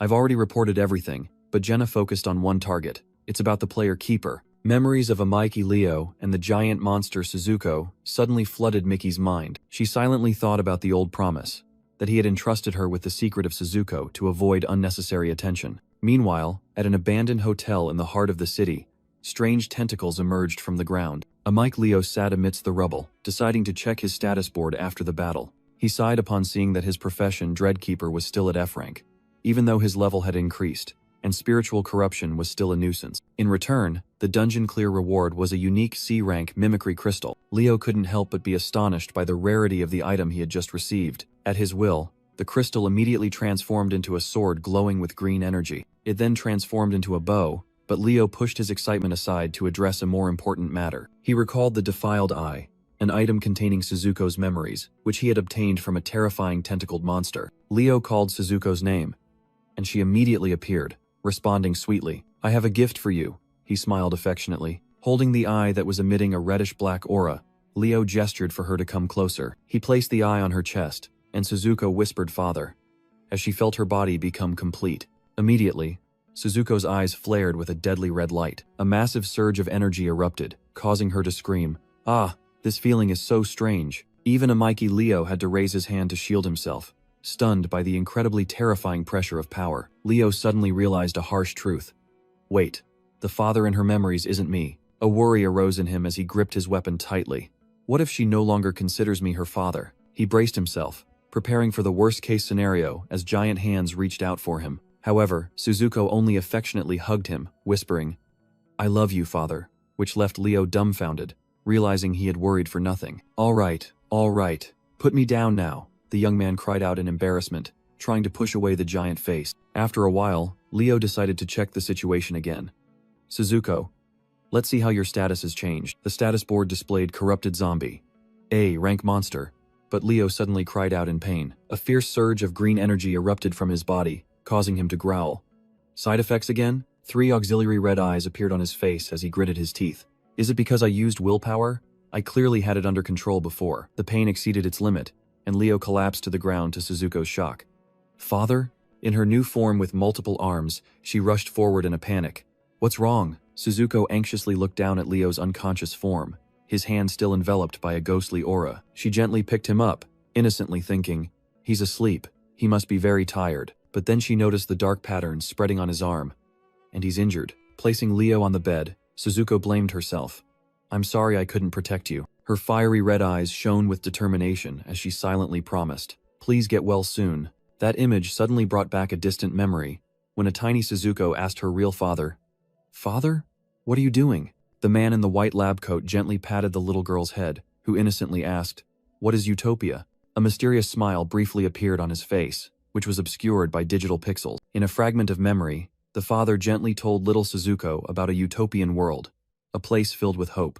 Back in reality, Suzuko stood silently by the bed, her silhouette enveloping Amaiki Leo. who was in a daze. She gently took his hand, a silent connection forming. Lying down beside the one she had chosen, a new realization suddenly dawned in her mind. I remember now. With a serene smile and a tear rolling down her cheek, she affirmed her own truth. Father is still father. Suzuko is still Suzuko. The morning light filtered into the room, signaling the start of a new day. Amike Leo slowly woke up, his heavy eyes opening to a hazy reality. He sat up abruptly, trying to shake off the headache and piece together the fragments of memory from yesterday's horrifying event. He recalled the pain of mental corruption, as an illusion of demonic wings sprouting from his back horrified him. Looking up, he faced an even more terrifying sight. Countless heads of Suzuko staring at him, asking in unison, "Is Dad okay?" What the hell? A horrifying thought ran down the young man's spine. The illusion vanished, leaving only a single Suzuko hanging upside down from the ceiling, her bizarre actions leaving Leo bewildered. Looking down at his mutated arm, he realized the situation was worsening. Damn it, I'm starting to hallucinate. Unable to let this continue, Leo meditated, focusing his will to suppress the dark energy invading his body. His eyes glowed green as he poured his entire mind into controlling the chaotic power. And then, the grotesque patterns on his arm gradually faded, bringing a precious moment of calm. Standing up with the tamed energy, Leo realized he could use his old training methods to master this new power. But his brief moment of confidence was shattered by a sudden embrace from behind, and Suzuko's whining call, "Dad, die, Tilda." With glowing red eyes and a wide grin revealing sharp teeth, she made her first request. Suzuko's hungry Tilda, hugged tightly from behind by Suzuko. Amike Leo asked in confusion, "All right, is anyone else from the previous group here?" He wondered why she had returned to her child form. Perhaps memories of her father had caused the change. Leo silently concluded that was likely the reason. While Suzuko hovered in front of him, Suzuko suddenly pulled up her shirt, revealing her almost empty stomach cavity, and lamented, "There's only a little bit of crystal left from the Black Forest monster. You've almost eaten all of them?" Leo gave a wry smile, affectionately calling her a glutton. He realized a lucrative opportunity. Suzuko could turn monster corpses into valuable crystals. Leo promised to buy her delicious food, and in return, he would take these crystals to sell. Yes, Suzuko happily agreed immediately. The scene shifts to the bustling city of Getsuran, where the job holder cooperative had been established. Amike Leo, in new attire, walked down the street with Suzuko in her transparent spirit form. He decided to stay away from the cooperative, choosing the black market as his place of business. Even though the dungeon had only appeared a week ago, this illegal market was bustling with activity. Leo's gaze fell upon a man, Tokura Kuro, who would become the boss of this city in 10 years. He approached as Tokura was boasting about his power and offered, "I want to sell some dungeon resources." Tokura Kuro gave him a look full of contempt and suspicion. "Get lost," the engineer waved his hand. "I don't need trouble from stolen goods." While Suzuko whispered that she didn't like him, Leo calmly retorted, "If you take a look, you'll know they're not stolen goods." Finishing his words, he spread open his palm, revealing green crystals radiating pure energy. Tokura Kuro's expression changed completely, and he stammered in astonishment. What kind of crystal is this?" Leo calmly introduced his goods as monster crystals, while Tokura Kuro showed skepticism. "I can't deal in goods of unknown origin." Nevertheless, he still decided, "Let me check it." Then activated a magical analysis panel. The results appeared. A crystal from Kyo of the Black Forest, 20% purity, worth up to 10,000 gold. Tokura Kuro's face drained of color, and he stammered, "Black Forest? How the hell did you get such a pure item?" Leo merely smirked. "Just consider it my secret art. Are you buying, or should I go elsewhere?" Immediately, the engineer changed his attitude, eagerly extending his hand. "I'll take them all. I am Tokura Kuro." The deal was sealed with a handshake, and Leo pocketed 100,000 gold for the entire batch. Leaving the market, he thought to himself, "This is enough to cover Suzuko's food expenses," and invited her to find a feast. Holding his phone, which confirmed the payment, Leo couldn't help but smile as he recalled his past struggles just to survive. Suddenly, Suzuko's spirit form whispered a warning, "Dad, someone's following us." Leo stopped dead, realizing he had been immediately sold out by Kuro to a suspicious group of people. Meanwhile, in a secret office, Tokura Kuro was reporting to his superior via hologram about the mysterious kid and the unique goods. He put forth an interesting hypothesis. He might give us information about the speed player. The voice from the hologram resonated powerfully. "Well done. Continue to monitor that kid." Back in the dark alley, the thugs had surrounded Leo, causing Suzuko to ask worriedly, "Are they here to catch Suzuko?" "It's not you," Leo reassured. "I'm their target," Suzuko innocently suggested. "Then can I eat them?" The leader gave them no more time, growling an order to his subordinates. "Grab him!" Leo's eyes flashed with determination. The situation was critical. "Let's run, Suzuko," he shouted, decisively turning and fleeing from the fierce pursuit. In contrast to Leo, Suzuko seemed extremely amused. "Hee hee Tilda, so fun. Wait for me, Dad." Cornered, both had to flee headlong from the thugs' relentless pursuit. Realizing they couldn't shake them off, Leo decided to change tactics. "This will go on forever. Suzuko, to the rooftop." Hearing the command, Suzuko immediately used her spirit arms to lift her master up. Both soared into the air, leaving the bewildered thugs below. They could only stare in shock and yell, "He flew! Is this brat a job holder?" Leo gently landed on the roof of a tall building. He analyzed the situation, while Suzuko whispered with hungry instinct, "Want to eat them?" Leo suddenly had an idea, and he smiled provocatively. "What? You guys want those crystals too? Then come and get them." Provoked, the thugs below furiously yelled, "You insolent brat, don't mess with us." "Let's go, Suzuko," Leo said, then jumped to another building with her. Suddenly, he stopped short as someone landed right in front of him. Three strange men radiating a blue aura blocked their path. "Who are these guys?" Leo muttered, feeling this had gone too far just for a few crystals. The leader greeted, "Hey, nice to meet you." He introduced himself confidently. "We're from the Hei Ying Company. Sorry, but I'll have to ask you to follow my instructions." Leo broke out in a cold sweat, realizing these were job holders, while Suzuko whispered, "I'm so hungry." At the same time, in Getsuran Square, Doll was scanning the crowd, searching for someone. Her eyes were obscured by shadow, a mysterious smile on her lips as she whispered, "All of you, my friends, aren't you?" Doll whispered, dark purple energy spreading from beneath her feet. In the crowded square, she called out, "Hey, everyone," and immediately, everyone froze, their eyes glowing with an eerie light. With a wicked smile, she asked her puppets, "Have any of you seen my friend? And this big friend too," she said, creating an energy image of Suzuko. "They are my best friends," she affirmed, looking at the soulless crowd with glowing purple eyes. Doll's face was shrouded in shadow, only her glowing red eyes visible. "You don't know? Then, go find them." Meanwhile, Hayashi Miki ran while on the phone. "A summons for job holders? Understood, I'll be right there." Doll glanced sideways, seemingly sensing the presence of a nearby job holder. Miki impatiently urged the person on the other end, "I'll hurry so." "Huh? Why aren't you rushing?" "Oh, for heaven's sake." She sighed as she passed the strangely motionless crowd. Suddenly, Miki stopped. I feel like someone's watching." She realized the entire crowd was staring at her. "It's like someone's following me?" Her gaze landed on an elegant figure. "Wow, Tilda. That person is so beautiful, Tilda." Seeing the beautiful woman approaching, Miki awkwardly prepared to greet her. "Huh. She's coming towards me? I'll try saying hello." "Hello." Doll's eyes flashed with a deadly gaze. Miki was horrified to realize her body was dissolving in a blue light. She disappeared? "Why?" "Found it," Doll smiled, holding a stream of blue energy. "Information about my friend Tilda. I can feel the boy's will from her body. And the scent of the Heilin Master too." A drop of crimson blood fell, marking the end of the hunt. At the same time in the square, Doll whispered to an exhausted Hayashi Miki, while the manipulated crowd stood motionless like puppets. Back on the rooftop, a Mikey Leo tried to de-escalate the situation.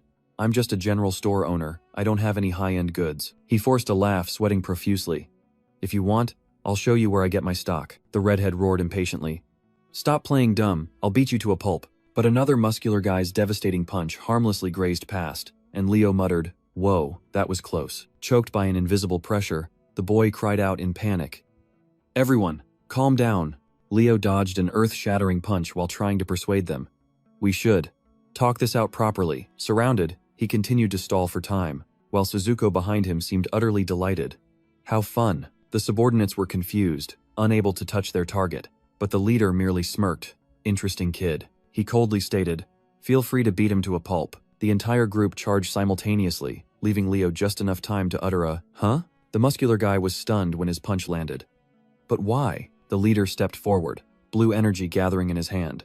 "Hey kid, do you know the speed player of Heilin?" Leo froze, completely bewildered by what was happening. "What's that?" The leader sneered, revealing his own speed player title through a system panel. Bound by the blue energy, Leo suddenly realized the problem and clutched his aching hand. Are Heilin's rewards really that rare? He let out a pained scream as the energy stream tightened around his body. Leo was lifted into the air as the leader revealed his purpose, while Suzuko cheered delightedly. "Dad's flying." With a sinister smile, the leader interrogated, "You probably don't know where they are, do you?" Lifted into the air, Amike Leo was warned by Akutsu. "You'd better hurry up." Akutsu smiled smugly. laying out his terms. Tell me, and I'll let you live. Why are you looking for him?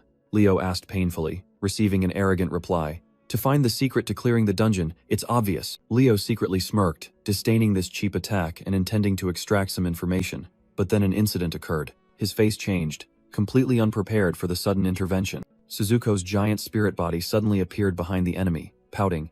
It's Suzuko. What are you doing to my dad? You bad guy, Suzuko roared furiously, while Akutsu stubbornly pressed. Tell me what you know. Stop, Leo yelled, a surge of green energy beginning to erupt from his body. The vortex of green energy swept away all restraints, sending Leo's body soaring into the air. Akutsu was stunned, unable to believe his eyes, while Suzuko's spirit body asked blankly, Huh? Dad? Leo gently landed on the ground before the furious gaze of the henchman.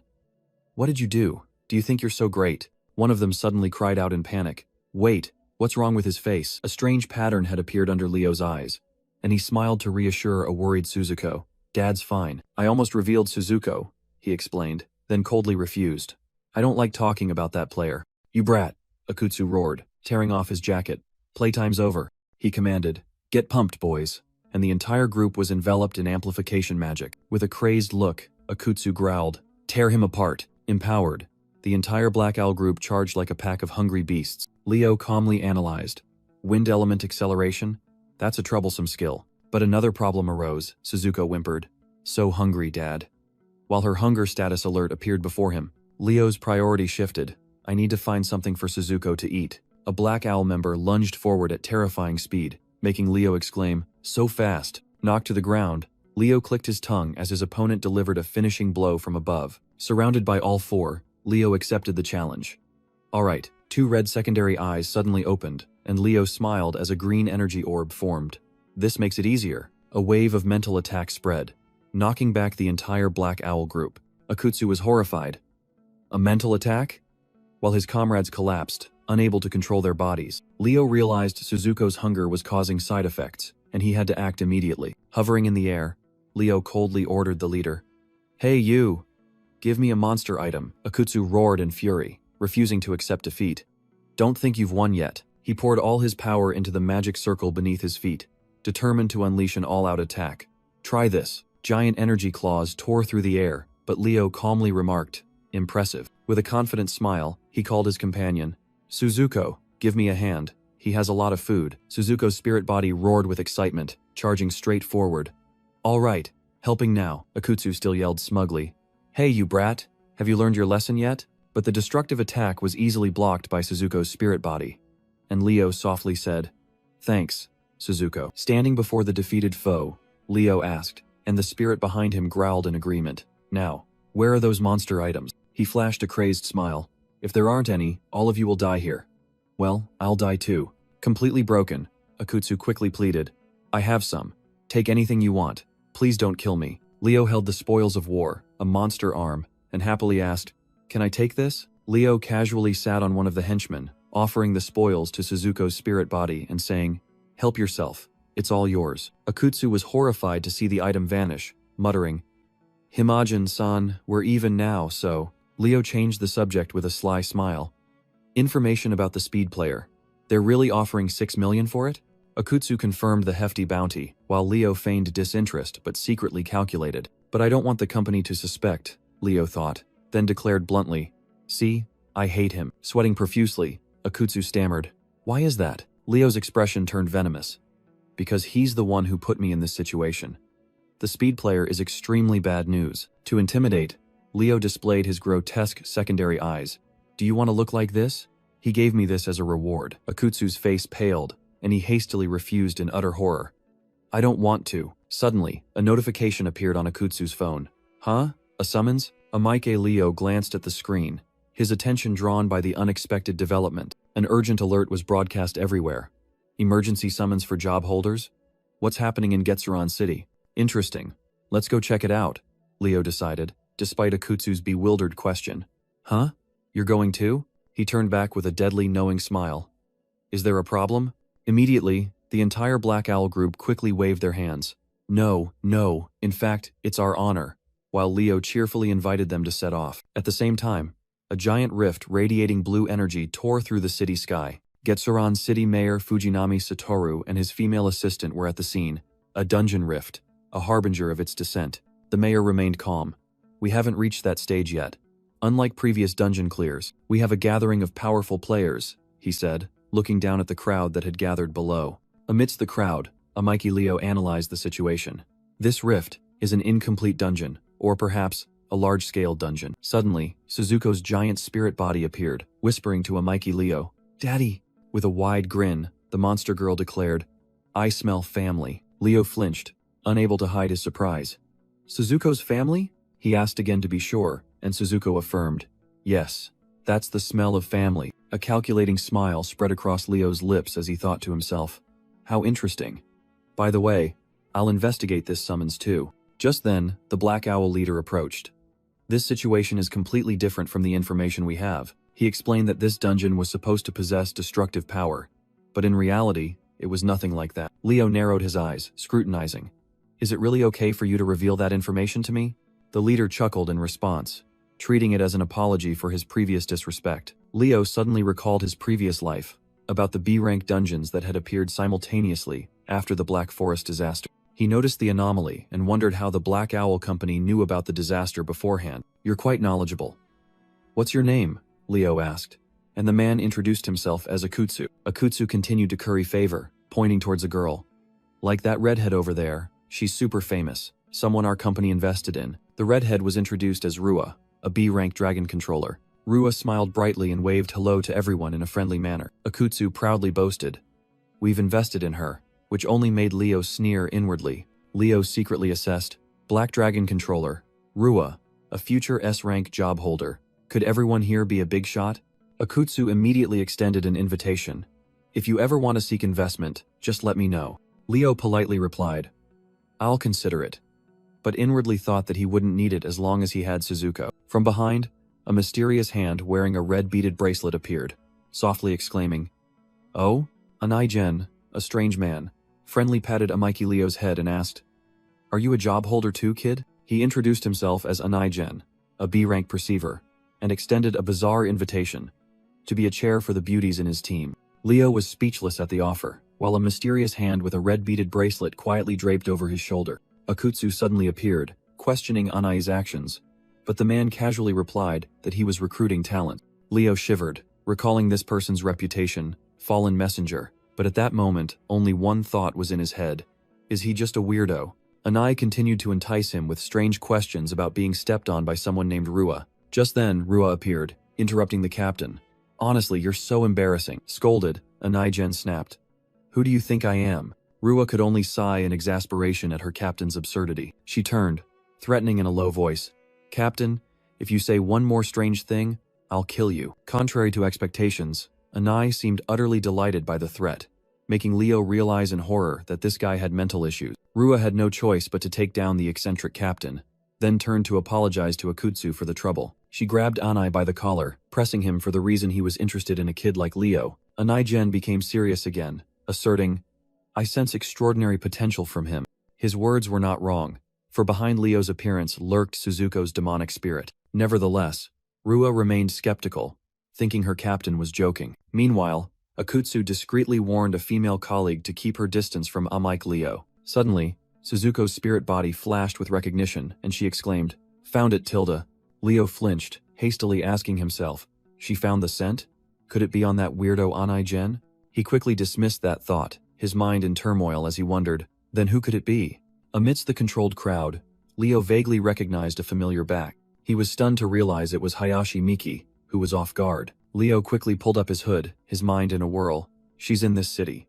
I need to avoid being recognized." Meanwhile, Suzuko's spirit body beside him was waving excitedly in an unusual manner. In another corner, a mysterious smile subtly curled on the lips of an unfamiliar woman. It was Doll, a magnificent lady standing amidst the soulless puppets she herself had created. Suzuko suddenly exclaimed, tugging at his sleeve, "Look, Daddy," making Leo jump. "Huh? What is it?" He looked in the direction she pointed but only saw a normal crowd, confusedly wondering.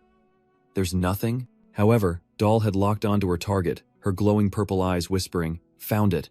Ignoring the confusion, Leo decided to trust Suzuko. "Let's go," and received a cheerful reply. "Yes." A moment later, Leo reunited with Akutsu, asking directly, What kind of dungeon is about to descend? Just then, screens across the city simultaneously broadcast an announcement from Mayor Fujinami about a C-rank dungeon. The mayor called upon job holders to prevent the dungeon from expanding, promising generous rewards. Akutsu couldn't help but be surprised by the dungeon's rank, while the mayor reassured them that it was an exploration type, allowing for retreat. Leo merely smirked, confidently thinking that a free-to-explore C-rank dungeon was child's play. Amidst the crowd, Anigen and Rua were also listening to the mayor's call. Mayor Fujinami's voice echoed throughout the city, rallying brave job holders. The mayor's glasses glinted as he resoundingly posed his final question. How will you respond? Immediately after, at the dungeon entrance, a fairy tale castle appeared, causing a player to exclaim, Akutsu-san, it looks so strange. Akutsu immediately reined in his team, ordering with a serious expression, everyone stay alert, don't miss any movement. As soon as he entered the dungeon, Amaiki Leo used his spirit vision to scout, finding the area seemed safe. However, he couldn't help but worry, as Suzuko's spirit form behind him was acting unusually excited. Suddenly, a fire bullet tore through the night, heading straight for them. A Black Owl member couldn't react in time, taking the full force of the attack and collapsing with a scream. Leader Akutsu turned back in shock. We're under attack? He immediately ordered the entire team into combat positions, simultaneously activating a defensive magic circle. Another fire bullet flew towards them, but was blocked by an invisible force. Even so, the pressure from the explosion still shattered Akutsu's sunglasses. His magic shield also crumbled, sending him flying backward. Sitting on the ground, Akutsu looked up and thanked his rescuer. Damn it, thanks Himajin. Leo warned coldly. Be careful. It's a D-rank monster. Ordinary tricks won't work. As soon as he finished speaking, a dark figure rushed out from the dense forest, roaring, It's coming! From the darkness, the enemy's gun barrel flashed, accompanied by a bloodthirsty voice. Prey found. The attacker revealed himself, a D-rank returning hunter, exuding deadly killing intent. Leo frowned, muttering, A returning hunter? D-rank. Just as I thought. This is troublesome. The hunter smirked, his crimson eyes gleaming with delight. Lively prey is what I crave most. The hunt begins now, he roared, leaping into the air with 2 pistols in hand. A massive energy web suddenly unfurled, binding the entire group of players in place. Leo braced himself to resist, determined to fight. Damn it, I can't rely on Suzuko, I have to do it myself. Just then, Suzuko's spirit form suddenly became transparent, asking gently, Dad, can I eat them? Suzuko's spirit form created an energy vortex, blocking the enemy's barrage of bullets. Amidst the battle, she merely giggled as if it were child's play. The returning hunter was stunned. What? All the bullets were deflected back, flying straight towards their owner. Gah! He couldn't react in time, taking the full force of the deadly counterattack. A piercing scream echoed, ending the monster's hunt. The Black Owl group erupted in joy, Akutsu shouting, Himajin, you reflected his attack. Amidst the cheers, Amaike Leo quietly observed the situation. He was a little bewildered by the excitement of his new teammate. Leo gave a wry smile as Suzuko's spirit devoured the remains of the enemy. Well, so be it. Akutsu broke out in a cold sweat. Not just items. He made the monster disappear completely? The leader turned to ask Leo for his opinion on the group's next plan. Leo pondered. Suzuko's condition is unstable. Continuing to explore is too risky. He decided, for now, let's gather with other teams to find someone who knows the way. Akutsu happily agreed, secretly telling himself to take good care of Himajin. The leader had his own agenda. He had to seize this opportunity to build a relationship with him. Meanwhile, an order was passed down to Akutsu. Make sure to keep a close eye on him. Elsewhere, Anigen smirked sinisterly. He knows my secret, his subordinate suggested.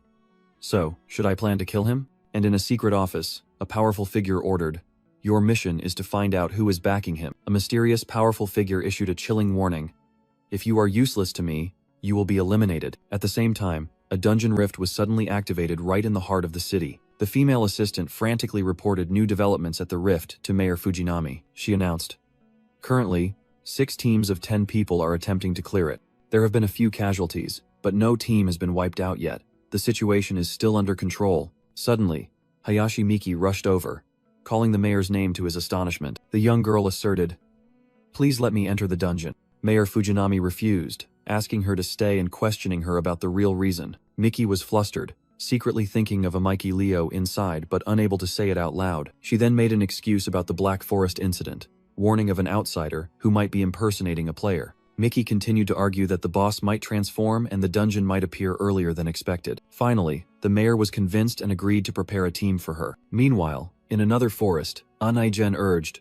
Rua, have you found anything yet? It turned out the leader was acting as Rua's chair, complaining that his back was about to break. Rua replied coldly. Didn't the leader himself request this position? Be quiet. The young girl closed her eyes, activating her detection ability. Now then, where is he? Waves of psychic energy spread throughout the space, sweeping through the forest. Her skill detected a group of enemies ambushing in the shadows. Rua opened her glowing eyes wide, realizing it was a psychic attack, and roared, You maggots! Immediately, the ambushers were struck by a powerful surge of energy, screaming in pain. A fierce psychic energy explosion swept through the forest. The ambusher was thrown back, dazed, wondering, what the hell just happened? After the attack, Rua staggered, exhausted, sitting on Anai-gen's back, panting and asking for a moment's rest. She mumbled, feeling she had used too much energy and that something was off about this place. Rua's emotions welled up as she whispered, I want to see my sister soon. Memories flooded back with the image of a small Suzuko happily giving her a handmade stuffed rabbit. But then, her imagination was invaded by the sight of a Mikey Leo possessing Suzuko. That man's face in her mind turned sinister, sneering, I found them first, so they're mine. Rua gritted her teeth, her anger flaring uncontrollably. How annoying, she roared, drawing her sword from its sheath. Empowered by her rage, Rua stood up, declaring, All right, let's go. I've got enough power now. Anai-gen could only give a wry smile at her sudden change. That's great, but who's the real leader here? Suddenly, a colossal pillar of purple energy tore through the night sky, descending upon the forest. From the epicenter of the explosion, lustrous golden locks began to materialize. A girl in a magnificent dress, doll, gently descended to the ground. I'm back, she smiled enchantingly, and the price was quite high. She waved her hand, pouting, Oh dear, my clothes are all dirty, then glanced at the battlefield, sarcastically. And my new friends. Perhaps they've all been wiped out? With a deadly smile, Doll reached forward, her voice sweet. Come now. Everyone, she called, surrounded by the strewn bodies of the unfortunate. An eerie voice echoed amidst the purple smoke. You're still not dead? Doll extended her hand, and the corpses around her began to twitch, standing up. Wake up, let's go find our friends. Suddenly, she paused, her eyes flashing with extreme surprise. Looking into the distance, where an explosion had just erupted, Doll smirked. Well, what a coincidence. Meanwhile, at the explosion site, a group of players was fleeing in disarray, the masked man yelling, Damn it, they're too strong. From within the mist, the shadows of predators gradually emerged, a gleeful voice echoing, Come now, it's time for an exciting hunt. The hunter captain appeared, dark tentacles writhing behind him. My little lambs, who's next? He stomped his foot, the ground shaking slightly as he gathered momentum. With incredible speed, the hunter lunged in front of a player. It'll be you! His blazing red eyes flashed with a deadly light just before striking. An explosion rang out, the hunter laughing maniacally amidst a shower of blood and gore. Haha, torn to shreds! From the shadows, a ninja accomplice appeared, muttering, So, who's my next prey? The two remaining players froze, despair evident on their faces. We're screwed. In another corner, Himajin-san gritted his teeth, sweat pouring down, but still trying to reassure himself. Calm down. Compared to Suzuko's overwhelming presence, this is nothing. He glanced at the sleeping spirit on his shoulder, whispering, By the way, please wake up soon, Suzuko. The hunter turned back, his tone full of mockery. Oh, can't wait any longer? You truly are unlucky. Suddenly, a wall of earth and rock erupted, throwing the hunter back, making his glasses-wearing comrade shout. What's happening? The hunter stood up amidst the grotesque fetal specters. These brats have run out of patience. Now you'll be their dinner. A colossal fetal monster emerged from the ground, extending its deformed arms towards the group of players. His comrade panicked. Himajin-san, what should we do? But Himajin-san calmly ordered, That one doesn't look very smart. Keep targeting the hunter. The hunter in the top hat commanded his abominable creation. Eat your fill. With a final command. Now, go. The eyes of the conjoined fetal specter glowed with deadly red. The monster opened its grotesque mouth wide, creating a terrifying vortex to swallow everything. Pulled by the suction, his comrade screamed in panic while Himajin-san calmly ordered another. Akutsu, aim for its mouth. The glasses-wearing man realized in horror. Spirit power. It's unusable. Cornered, Himajin-san gritted his teeth and decided, Damn it, I'll use my trump card. Green energy erupted as he shouted, Bow, form transformation, take this. A brilliant arrow of light shot forth, tearing through the night air. The small monster was hit, letting out a final shriek before vanishing. The aftershock of the explosion created immense wind pressure, forcing Himajin-san to brace himself. In the midst of danger, a delicate hand unexpectedly emerged from the purple smoke, gently touching him. Doll lifted Himajin-san, smiling alluringly. Greetings, Great One. We meet again. Completely bewildered by what was happening, he could only stare blankly and wonder. Huh. Who is this? From a distance, the hunter roared furiously. How dare you do that to my child? Himajin-san clicked his tongue, realizing the enemies were still there. Ch, they're still alive. The hunters charged, their captain yelling, Obstructionist, you're dead. Doll turned, gently asking the person in her arms. Great One, should I eliminate those eyesores? Her eyes gleamed with fanaticism. If you command it, I will do anything. Himajin-san broke out in a cold sweat, his mind reeling. What's with this girl? Great One? Does she mean Suzuko? But then, a cunning smile appeared on his lips. If I can use her, we can defeat these hunters. Himajin-san smiled calculatingly. Then, could you deal with them for me? The mysterious girl replied, her purple eyes flashing. I am Doll, a member of the Manifestation Association. With just a snap of her fingers, dark power was unleashed. Eerie purple energy began to envelop the bodies of the fallen players. From across the battlefield, the corpses began to stir, their empty eyes glowing with purple light. The dead soldier pulled the sword from his own chest. Rising gruesomely, he declared loudly, Lieutenant Sugai here, my friend, how may we help you? Doll smirked eerily at the address of friends. At her command, the army of the undead turned to face their former enemies. The hunters were stunned. Their captain roared, Fight back! The resurrected army, who were just victims, now charged forward with the ferocity of hunters. A hunter, unable to react in time, fell under the blade of the one he had just killed. At the same time, in Getsuron City, an ominous dark aura was spreading. In his office, Mayor Fujinami was worried about the situation, placing his faint hope in Hayashi Miki. Mr. Mayor, urgent news.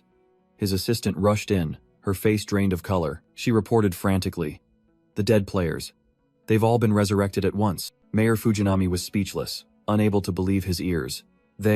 What? Back on the battlefield, Lieutenant Sugai gripped the hunter tightly, growling, We are all friends. The puppet's purple eyes glowed with frenzy and absolute loyalty. Surrounded, the hunter captain roared in fury, black tentacles sprouting from his back. Amidst the encirclement of the undead army, Doll smiled in welcome. Oh, new friends, welcome. Himajin-san wondered in confusion. These guys, are they still alive? They're alive. After all, they are friends, Doll confirmed, making the young man shiver as he thought.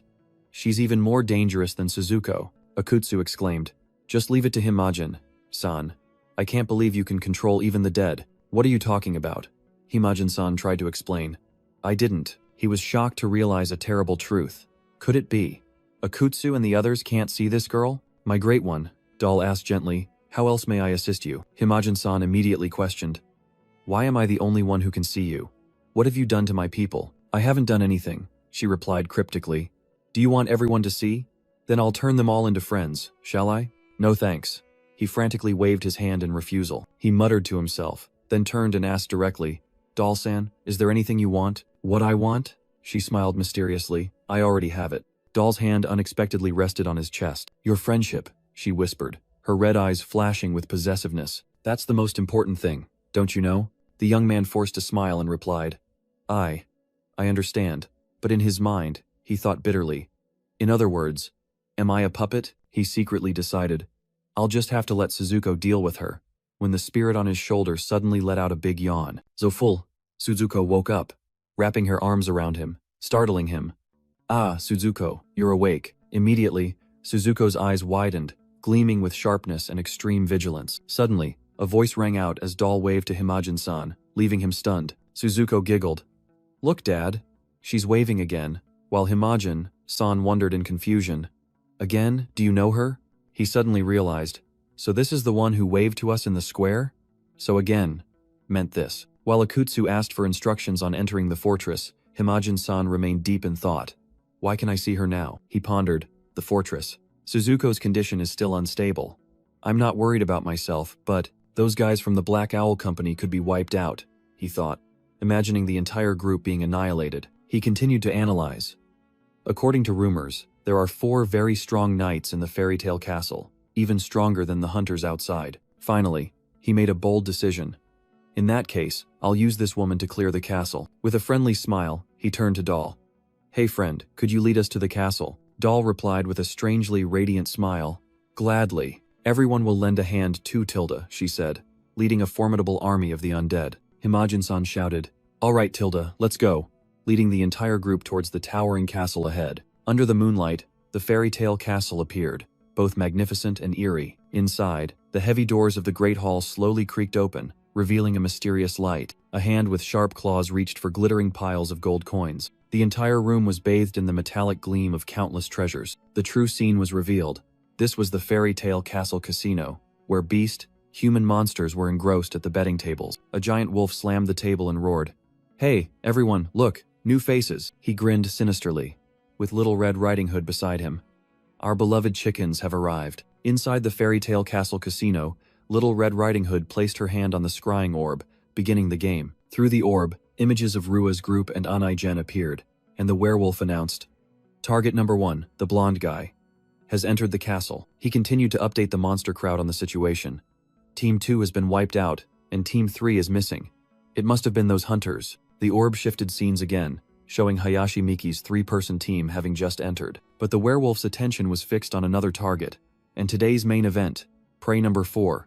Let's bet on whether he'll make it here. He grinned, baring his fangs, and announced the prize. Whoever wins a round will gain ownership of that human team. The werewolf roared, stirring up the frenzied atmosphere.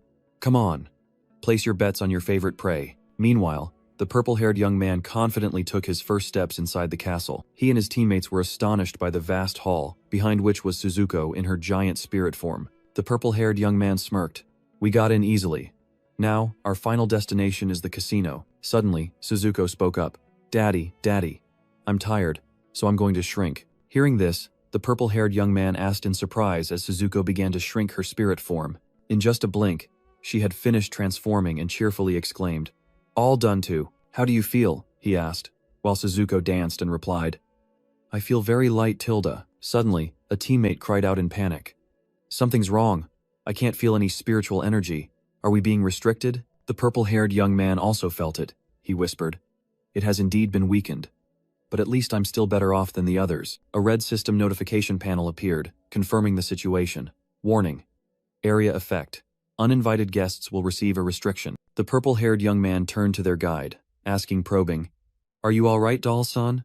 Doll turned back, gave a meaningful smile, and replied, "What do you mean?" The purple-haired young man smiled reassuringly, but a thought crossed his mind.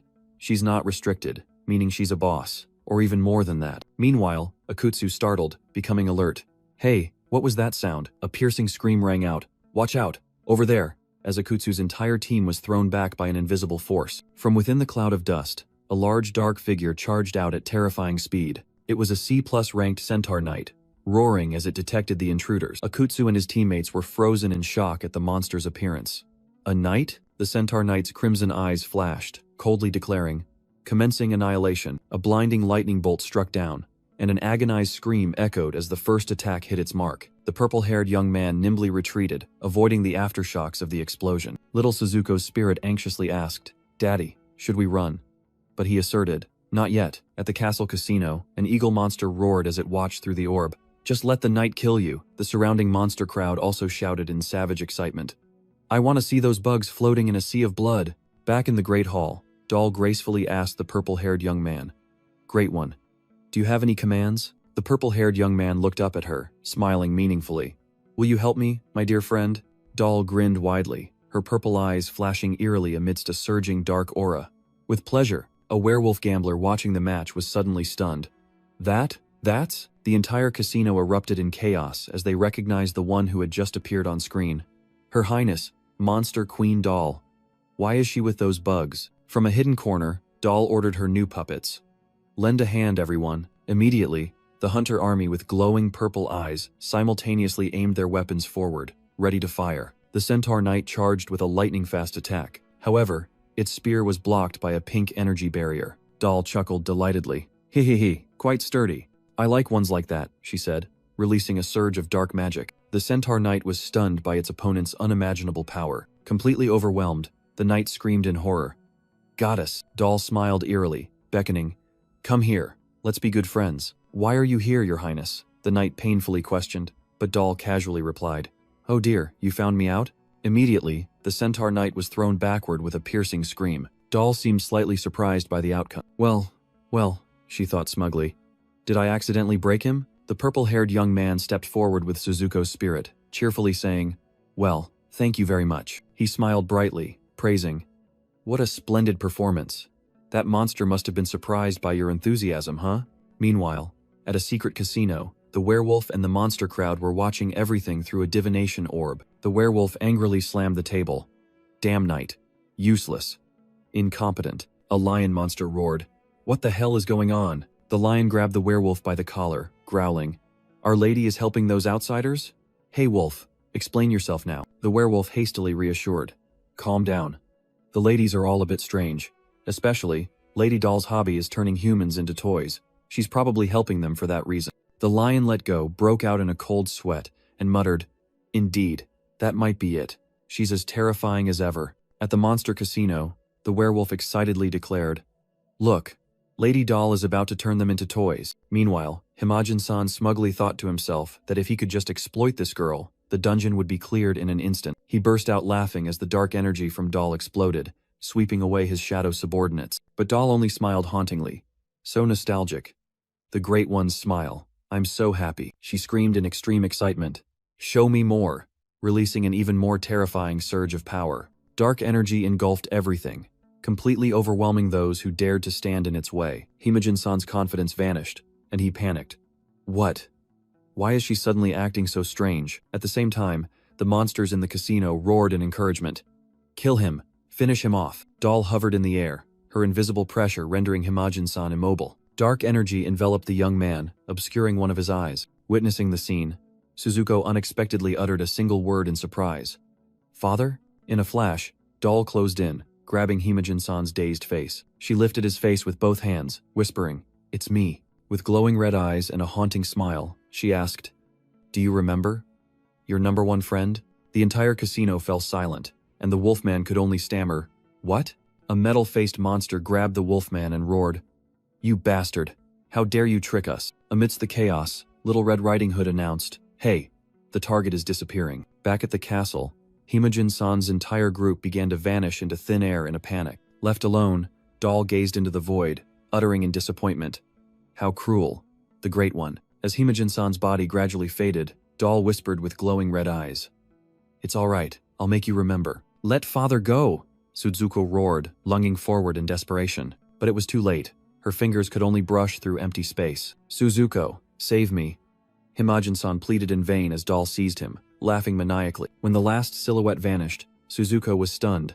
Father is gone. Immediately, a beam of light enveloped her, preparing for a forced teleportation. At an unfamiliar location, the Light Knights began to materialize. The army in silver armor, C+ rank, was ready for the sweep. Meanwhile, at the casino, the Wolfman and his companions watched gleefully through the crystal ball. Perfect timing. The knights have arrived. Akutsu's and Suzuko's group suddenly appeared before the enemy, one member panicking. They're coming. Himajin-san is gone. Akutsu growled, trying to calm his panicked teammates. Don't panic. Prepare to block them. In another corner, Rua and her group were also caught in a vortex of red energy. Whoa. What is it this time? A cold system notification appeared. Anomaly detected in the dungeon. Upgrading. Amidst the chaos, Suzuko growled, sniffing a familiar scent in the air. Suzuko, we'll find father, she shrieked, her body transforming into a furious monster. The Light Knights immediately charged into attack, but they faced Suzuko's wrath. She crushed a soldier and roared, extremely annoying. Witnessing the scene, Akutsu pushed up his glasses, astonished. Where did it come from? And this feeling is somewhat familiar. He turned back, shouting loudly at his scattered teammates. Hey, is everyone injured? If you're okay, let's go. The Wolfman stared blankly at the crystal ball. That's the final boss, the Queen of Decay. He roared in panic as the image suddenly vanished. No way. That person who disappeared. Immediately after, Himajin-san appeared, terrifying the Wolfman. He brought her along. A surge of purple energy enveloped them, and in the blink of an eye, the scene changed. The hand of a mysterious woman tightly grasped Himajin-san's panicked hand. I will help you. Remember, the blonde woman said as she pulled him along, despite his fearful question. Where are we going? With a meaningful smile, she declared, to remember your past. Himajin-san broke into a cold sweat, his inner thoughts screaming, My past? Is she mistaking me for someone else? The woman whispered into his ear, You appeared with his child, and even surpassed the great monster god. Her eyes glowed red as she embraced him from behind. Your smile made me remember. You are definitely him. While Himajin-san feared his false identity would be exposed, she led him on. Come, look at this. She pointed to a doll on a throne and asked, Does it look familiar? The first friend you created, she revealed. That is my true body. Himajin-san was stunned when she demanded, You should know the answer, but if I don't speak, I'm dead for sure, he thought desperately, while the woman waited in a hall full of mannequins. With glowing red eyes, she pressed him. My true name. There's no way you'd forget, right? We're best friends, after all, she said, her tone both sweet and murderous. His life hanging by a thread, Himajin-san gritted his teeth, sweat pouring down him. Finally, he made a risky decision. I can't say. Himajin-san faced the Queen of Decay, confessing, I can't say. Immediately, a brilliant purple killing intent erupted, and the Queen's eyes turned bloodshot. Why not? Invisible pressure tightened around the young man, pushing him against the wall. Why can't you say? It's just that you don't know, isn't it? She roared, while he coldly retorted. Are you going to kill me? Clutching the hand at his throat, he smirked. Go ahead. That way, I won't have to remember the past. Taken aback, the Queen paused. What do you mean? Seizing the opportunity, he countered. Let me ask you a question. How much do you remember about me? The Queen's slender fingers still gripped his collar, the tension palpable. She hesitated. You have many children. I am one of your creations. He pressed. Anything else? Is that all? I can't remember. Suzuko frantically clutched her head. How can this be? No way. Did I forget? Just as I thought. He's already gotten to you too, Leo said with feigned sympathy. That damned monster god has interfered with your memories. Suzuko collapsed, muttering in despair. The monster god. Erased my memories? Is it his fault? Leo thought to himself. This woman has already lost her memories. I just need to exploit that. Blame everything on the monster god, and all suspicion will vanish. He placed his hand on her head, a bitter thought in his mind. This truly kills two birds with one stone. We're just using each other. Don't blame me. Don't despair. He gently comforted. There are many things I can't remember either. After all, it's all that monster god's fault. Suzuko looked up, her eyes less hostile, and hesitated.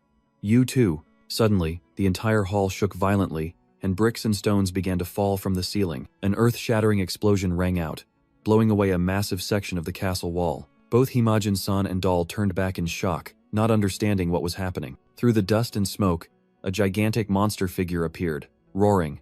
I found you. Himajin-san was stunned.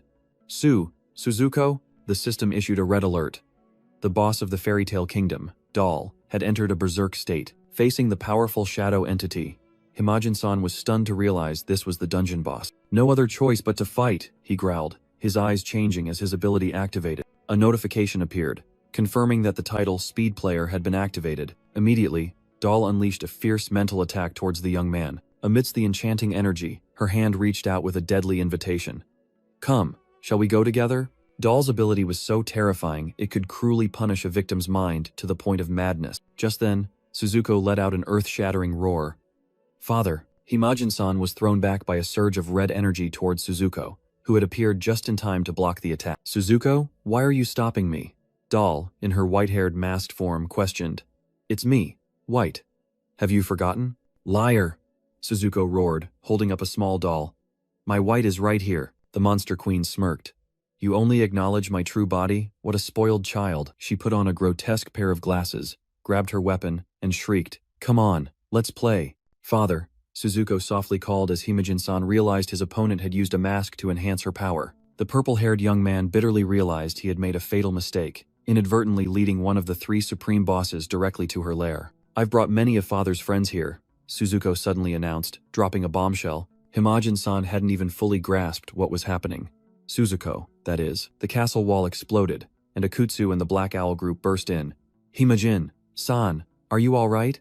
Witnessing the sudden appearance of uninvited guests, Doll merely smiled with delight. Doll unleashed a surge of dark energy, swinging her weapon towards her opponent. Himajin-san was caught in her fierce whirlwind of attacks. What now? He roared, trying to fend off the invisible slashes. With the strange mask, Himajin-san focused all his strength into a counterattack. His sword clashed fiercely with Doll's weapon in a moment of struggle. Well, have you remembered anything?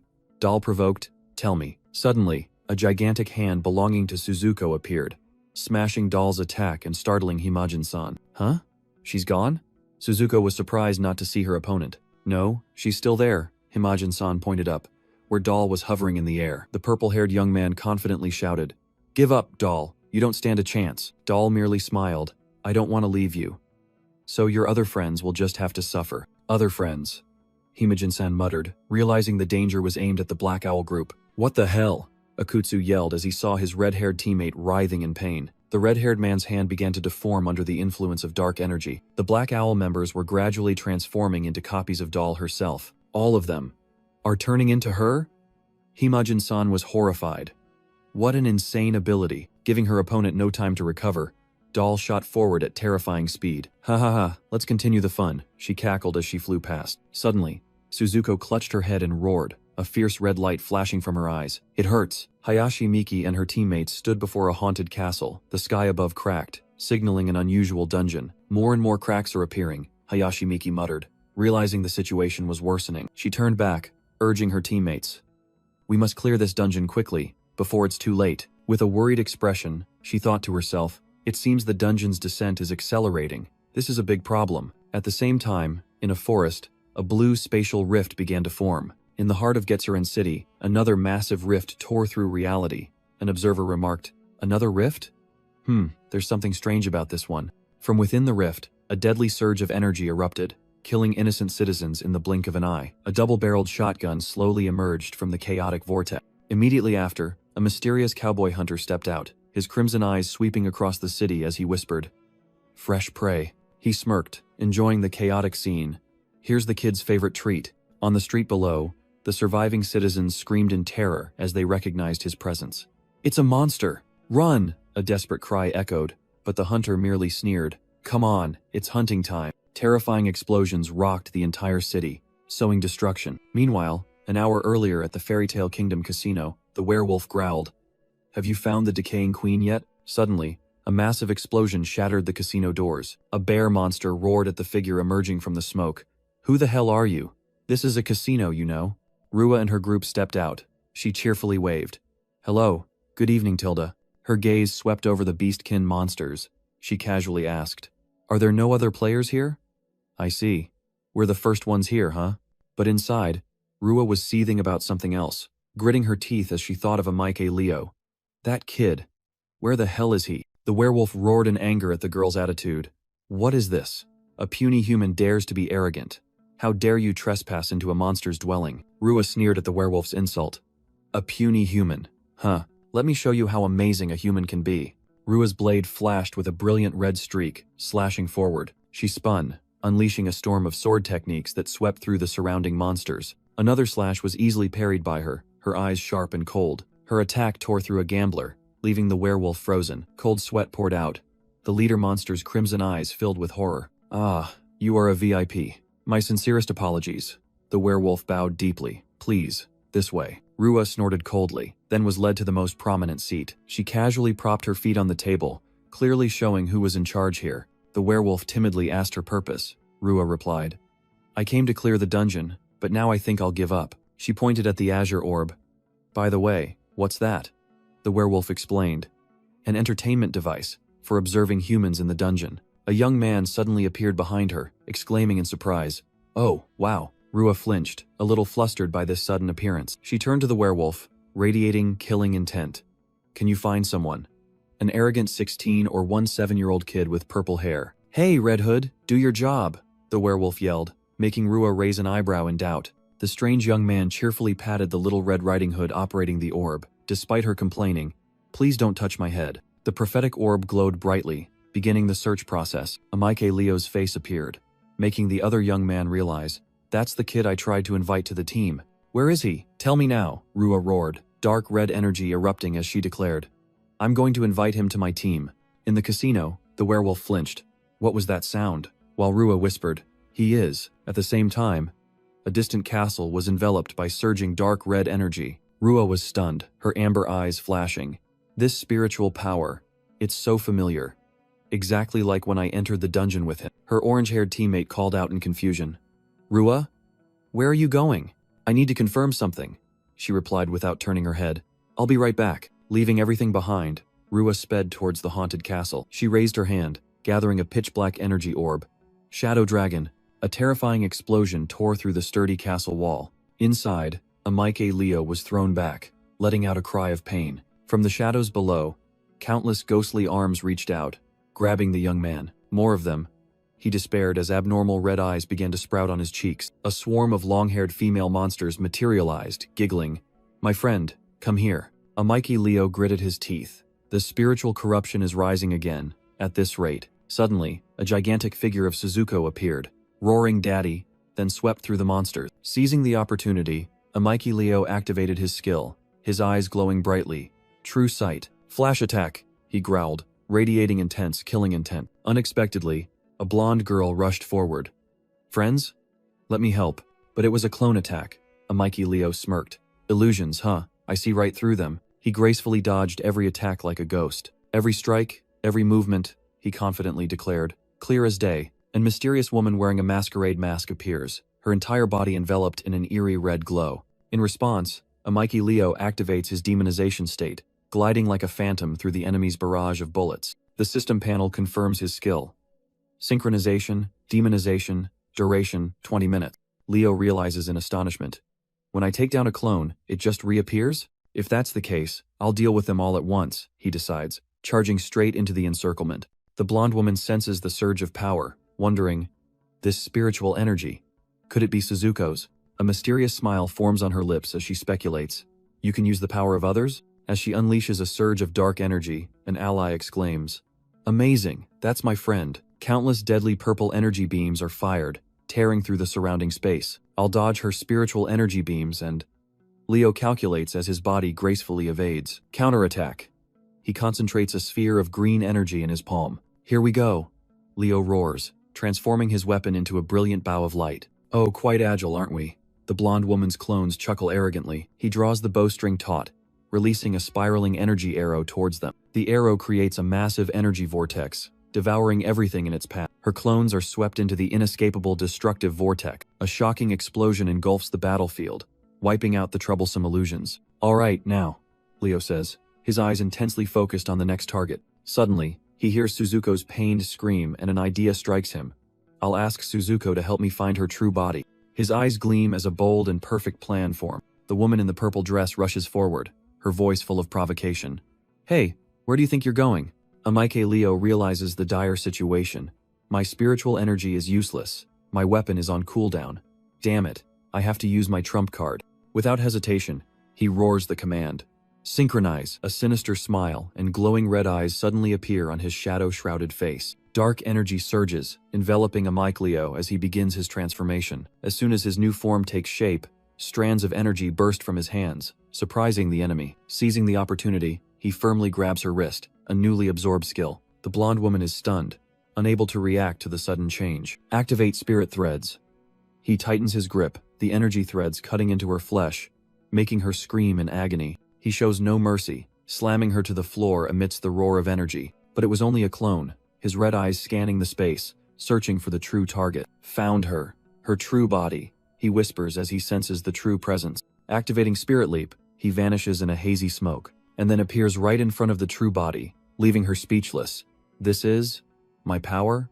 The woman's face pales, her initial confidence completely vanished. Amiki Leo unleashes a decisive blow, a destructive surge of green energy charging straight at her. The impact creates a terrifying shockwave, blowing away everything around them. Amidst the thick dust and smoke, her figure is sent flying like a broken puppet. When everything settles, the woman lies there, covered in blood and injuries. She is thrown straight into the wall behind her, only managing a desperate cry. Amiki Leo's hand tightens, choking the enemy's throat. "Doll," his voice echoes from behind his dark mask. He growls, the pressure increasing. "Would you kindly let me go now?" In response to him, the blonde woman only bursts into hearty laughter. "What's so funny?" Leo frowns, thinking to himself that the skill's duration was almost up. "Got you, Tilda," she smiles triumphantly, as a magical thread tightens around him. Just then, Suzuko, with countless arms, lunges out from the shadows. A horde of shadow monsters rises from the ground, encircling both of them amidst the woman's insane laughter. Leo is stunned, cold sweat pouring down him as he realizes he's fallen into a trap. The monsters charge simultaneously, forming a vortex of dark energy. A terrifying explosion engulfs everything. Amidst the dust and smoke, Leo slides across the ground, just managing to swing his weapon to block the attack. "Suzuko, are you okay?" he asks worriedly, but she only replies blankly, "Daddy? Yes, but I'm hungry." Elsewhere, The orange-haired young man exclaims in surprise as he sees the scene through a crystal ball. Oh? It's him. Who's the woman next to him? That kid. Don't tell me he's charmed the queen too? The female werewolf grabs him, while the young man stammers. That's the boss monster? The orange-haired young man muses. I sensed his potential. But what exactly is his class? He's definitely overpowered. Suddenly, he holds his breath as he sees another surge of energy appear in the crystal ball. That's the one with her back to us is Rua? He frantically turns around, realizing she had been standing tall behind him all along. A dark aura of killing intent swirls around Rua, making her companion wonder, is she truly human? At the same time, Suzuko squints slightly, a familiar feeling rising within her. She looks so familiar. Is she someone Daddy knows? Amidst the battle, Aniclimax clutched his head in pain, trying to reason. From Suzuko's reaction, could she be related to Suzuko's father? He looked up and was stunned to see Rua, transformed with demon horns and fiery red hair, staring intently at him. Rua roared, her golden eyes flashing with fury. You just called him father? Are you kidding me? She turned to the enemy, growling, Hey kid. What the hell did you do? Why did she turn into that? Facing them, the blonde woman merely smiled mysteriously. Your friend over there, she provoked Rua. What are you going to do to him? Don't interfere, White. He beat you to a pulp too. That doesn't matter, the blonde woman interrupted, dark energy beginning to surge around her. Because in the end, he belongs to me. She unleashed a destructive attack towards the two opponents. Rua furiously screamed, White, you idiot. She unleashed her full power, a massive energy vortex exploding with a system notification. Synchronization, Eye of Truth, Monster Devourer. The system confirmed. Monster Devourer activated. Witnessing the scene, Aniclimax realized the situation was worsening. Suzuko, it's time to go. But Suzuko had grown colossal, cradling the tiny Leo in her hand and roaring possessively, Father is mine. Elsewhere, the observation team watching through the scrying orb was utterly terrified. Damn it, this is really bad. They're about to destroy the entire dungeon. As expected, the chaotic energy caused the entire castle to collapse, with continuous system error messages. The entire fairy tale kingdom was torn from its space, beginning its descent into the real world. An hour later in Getsuron City, an entire urban area was engulfed in flames after the horrific impact. Amidst the rubble, Aniclimax awoke with a start. The descent. It still happened in the end. He stared at his hand in shock, whispering, I'm alive. Suzuko. Is she okay? A status panel appeared, showing that Suzuko had fallen into a coma, and his gather skill had just been unlocked. Amidst the rubble, Aniclimax was stunned by the system's notification regarding his status. A sudden time-limited event was activated. Blood Hunt in Getsuron City. Leo realized this was a large-scale monster hunt, with an S-rank item as the reward for the winner. The system began introducing unique targets. First, the Phantom of Anxiety, a figure he immediately recognized. The second target was the doll, none other than the woman in the purple dress he had once faced. And the final target was a formidable foe he had never seen before, the Queen of Decay. Leo froze as he realized Suzuko had once again become the hunted prey. He suspected some force like a game master was pulling the strings behind everything. Suddenly, the clang of metal echoed, as armored feet landed on the ground. An army of knights with glowing red eyes appeared, weapons in hand, advancing towards him. I have to get Suzuko out of here, Leo resolved. He swiftly dodged a fatal sword strike hurtling towards him. Immediately, he counterattacked with a punch charged with green psychic energy. That clanking sound is pissing me off. Get lost, he roared furiously. His powerful attack struck the knight directly in the chest. The enemy was sent flying, while the remaining ones still stood firm. But the price was an uncomfortable sensation. Strange veins began to bulge on Leo's face. Mental corruption level. Did I use too much power? He wondered anxiously. A fierce headache struck, as if trying to tear his mind apart. More horrifyingly, Leo realized the knights were being empowered by that damned flower energy. You persistent leeches! Aniclimax roared, green patterns spreading across his face as the pain hit. He gripped the strange sword tightly, channeling surging psychic energy into it, his entire body ablaze with power. Leo charged forward, his eyes burning with rage. A knight charged forward at terrifying speed, swinging its sword down. Immediately, two other knights simultaneously dove down from above, forming a pincer attack. Their coordinated attack created a small explosion upon impact with the ground. Seizing the opportunity, Leo spun and swung his sword, stopping one of the knights. His sharp blade sliced through the armor, fresh blood splattering. He took down one, but was immediately surrounded on all sides by the remaining knights. He landed, his hand bleeding after the skirmish, muttering, My reflexes are still pretty good. First, I need to stop the bleeding. He focused green energy into his injured hand. The wound on his hand quickly closed, and he softly said, "Good. Huh? It seems there are more." He froze as a new, larger army of knights appeared. A sudden attack from above struck, forcing him to exclaim, "Phew, that was dangerous.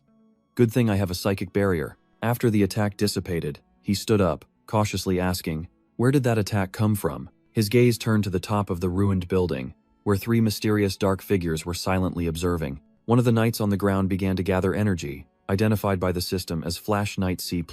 The knight's armored hand clenched, brilliant yellow lightning converging. A barrage of yellow energy arrows was fired from its arm. The knight poured all its strength into its sword, unleashing a destructive attack aimed directly at Leo. Leo was utterly terrified, grotesque secondary eyes sprouting on his face. A blinding explosion heralded the arrival of new enemies. A squad of knights in dark gray armor, bearing Red Cross emblems, charged in like a storm. They immediately opened fire, unleashing a barrage of yellow energy bullets towards Leo. The young man struggled to defend himself, patterns of corruption spreading across his arm. He cried out in pain as the force of the attack sent him flying. His entire body was thrown, slamming hard onto the shattered ground. Amidst the pain, he thought desperately, "I can't leave here without Suzuko.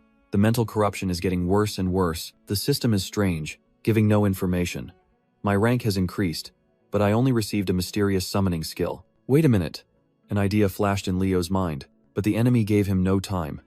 A knight closed in and slashed directly at his shoulder. Deadly red light gleamed from behind the cold iron mask. Two other knights joined forces, unleashing a destructive surge of energy. Surrounded and exhausted, Leo could only helplessly watch the yellow lightning bolts gathering in the enemy's hands. He realized in horror, these bastards.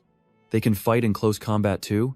A knight poured all his strength into his sword, transforming it into a gigantic blade of lightning. "Damn it!" Leo yelled as the terrifying slash hurtled towards him. In that life or death moment, he raised his hand, intending to block the attack barehanded. His eyes flared with green light, and he roared in his mind, "I have to deal with it before it explodes." But then, a strange sensation washed over him, making him freeze. Wait? Leo realized in horror that his hand was turning black, wondering, is it because my spiritual power has been corrupted? Facing an entire legion of knights, he realized this situation was more unusual than ever. I've never seen mental corruption last this long. Realizing the corruption was even stronger than the system, Leo gritted his teeth and decided, then there's no other way. I have to use this power. Immediately, one of the black armored knights charged forward, swinging his sword to attack. Leo narrowly dodged the blow, roaring, "Take this!" His blazing golden sword clashed directly with the enemy. A terrifying energy explosion erupted, blowing away everything around them. Amidst the smoke, Leo's eyes glowed with an eerie green light, and a surge of dark energy billowed from his arm. He seized the opportunity, using his corrupted hand to firmly grasp the knight. His entire body enveloped in a deadly green aura, Leo began to channel the horrifying energy into his enemy. The Red Cross emblem glowed brightly on his hand, as if draining the knight's life force. He whispered as he watched the enemy writhe. "The corruption I absorbed from the monsters is now affecting these guys in reverse." But then, grotesque secondary eyes sprouted on his cheek, and a sense of dread crept into his mind. Now what's going to happen? Under the influence of the power, the knight's armor began to crack. Strange green figures crawled across the red emblem on his chest, corroding it from within. The knight was blasted away, his body shattering into fragments. The scene of destruction continued, as another enemy also exploded in silence. A blazing red slash flashed, putting an end to the brutal battle. Amidst the ruins, a system notification appeared, confirming Leo had leveled up. He looked at his hand, deeply etched with green patterns, and bitterly admitted, "High-density mental corruption can easily take down monsters." With grotesque eyes etched on his face, Leo muttered, "All right, next up is..." He spread his arms, provoking amidst the chaotic energy. "Come at me. I'm just a human. Aren't you afraid?" Facing the challenge, the armored knights tightened their grip on their weapons, ready for battle. "If you won't come, then I'll bring the fight to you," Leo roared, charging straight into the enemy formation. A devastating punch shattered the sturdy helmet. The young man rampaged through the encirclement, each blow shaking the ground and sending enemies flying. A knight tried to defend, but his blade could only temporarily block the demonic sword. During the battle, Leo unexpectedly touched a strange energy source. A system error notification appeared, and he smirked. "Oh, a system error? Well then, let's try it. Summoning skill, activate." His eyes blazed with determination to seize the opportunity. At the same time, elsewhere, the werewolf roared furiously at his subordinates. "Kill him for me. My bet has been ruined." A powerful female werewolf monster appeared, declaring, "Thanks to you, I've escaped the confines of this dungeon." She bared her fangs, revealing 6 blood-red eyes.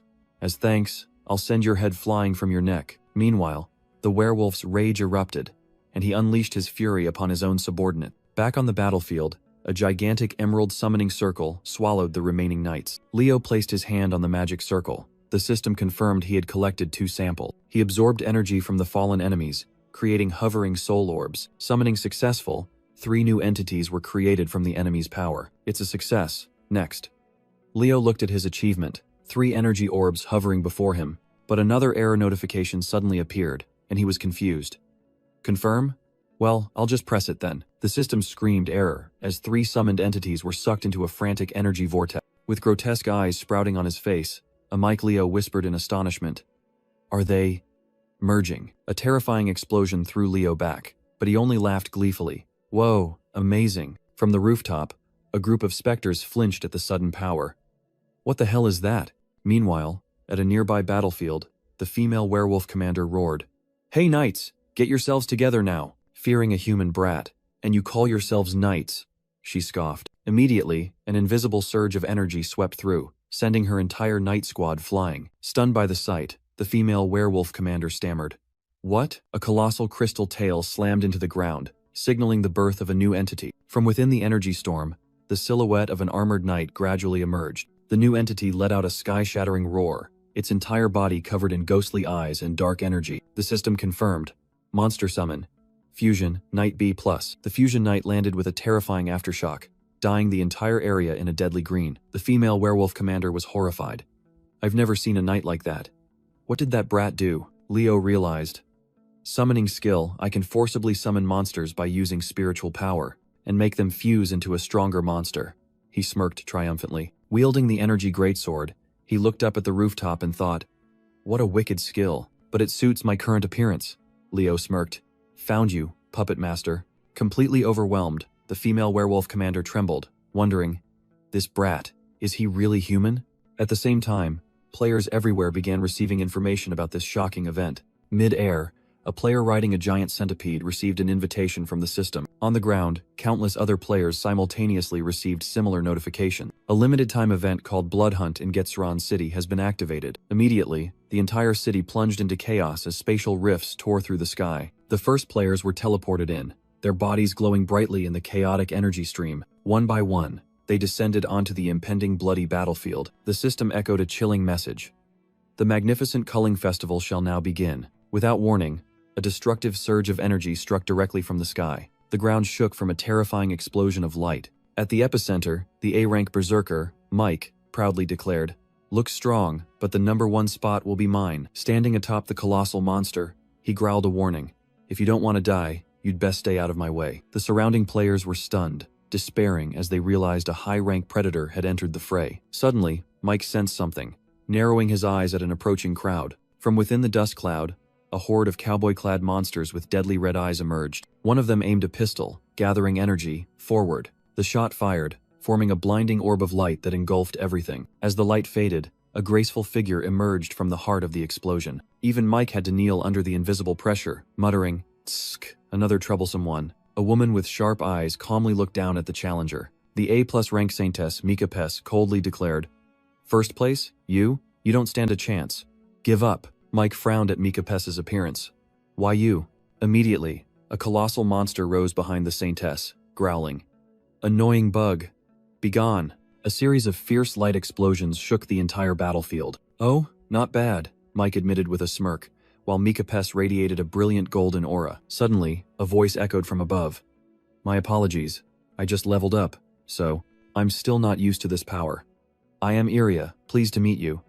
The S-rank Artificer Master, rank 15, had appeared. Meanwhile, a Leo, with surging green energy, confronted his enemy on the rooftop of the ruined building. Elsewhere, a silver-haired swordsman taunted, "What's wrong, puppies? Are you scared witless just by seeing me?" Returning to the battle, the female wolf monster couldn't endure the humiliation, charging straight down from above. "As if I'm scared. Without the Queen of Decay by your side, you're nothing. Is that so?" Leo smirked, grotesque secondary eyes appearing. "Then why don't you come and try?" Provoked, the female wolf monster let out an earth-shattering roar and charged to attack. Countless green energy slashes tore through the air, embedding themselves directly into her body. Under Leo's control, the energy storm relentlessly tormented the enemy. "Haha. In the end, You're just human. That last attack didn't even scratch me, she shrieked, similar eyes also sprouting on her face. Oh? Your defense is quite good, isn't it? Leo calmly remarked, as a surge of dark energy began to gather in his hand. Huh? What is this? My hand? You brat? What have you done? The female wolf monster shrieked in horror. Mental corruption. Leo smiled maliciously. It's driven some of your knights insane. I wonder how many minutes you'll last. Look, now it's your face, Leo whispered as grotesque green eyes sprouted, making the female wolf monster scream in agony. Stop, please stop. I was wrong. Please spare me, the arrogant ruler now begged, bowing her head. And Leo merely replied coldly. See, was that so hard? Amike Leo realized the system wanted Suzuko and these people dead, which is why it pitted players against them. He grabbed the female wolf monster's snout, growling, Listen up, pup. The system is coming to kill you. If you don't want to die, then right now, let's make some new rules. At the same time, in another corner of the city, a fierce gunfight was taking place. The cowboy hunter was stunned. Humans?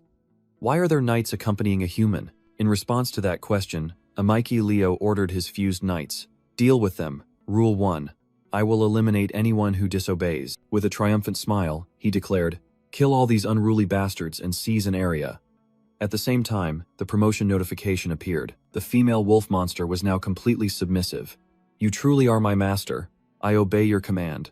While Leo left the cleanup to the knights, standing beside Suzuko, he ordered his new subordinates.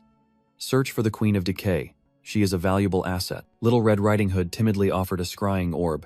You can use this to see something. Amike Leo took the rare item, thinking to himself that even if the system was rotten, a psychic-type item like this was still very useful. Suddenly, his eyes turned cold, and he turned to question the female wolf monster.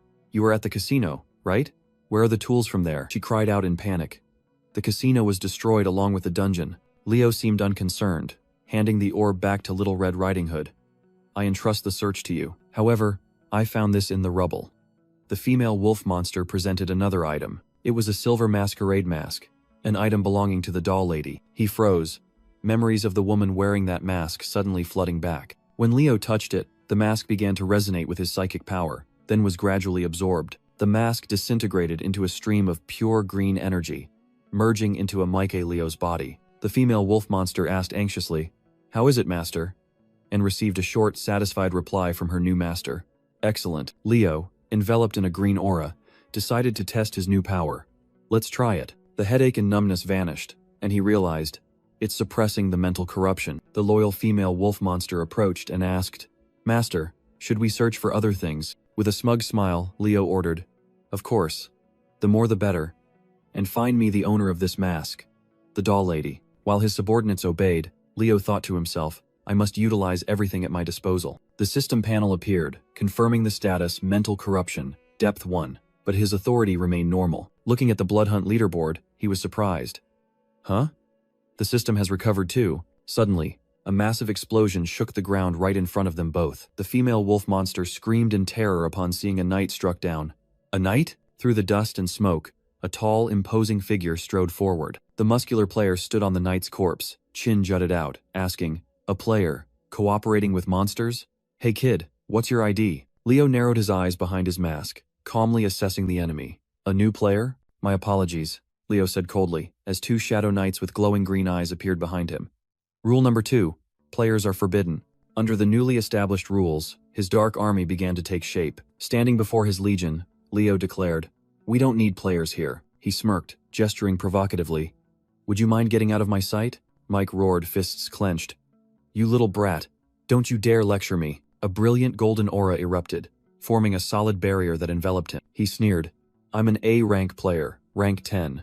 Do you think these puny knight attacks can even touch me? Just by standing here, I'm invincible. The knight's attack hit the barrier and dissipated. Mike screamed in horror. Why? These monsters are on a completely different level. This power even surpasses A rank? A green energy explosion flattened an entire building, demonstrating that destructive power. Amike Leo coldly looked down at the defeated foe. Throw this guy out of the dungeon. Defeat players. Eliminate disobedient monsters.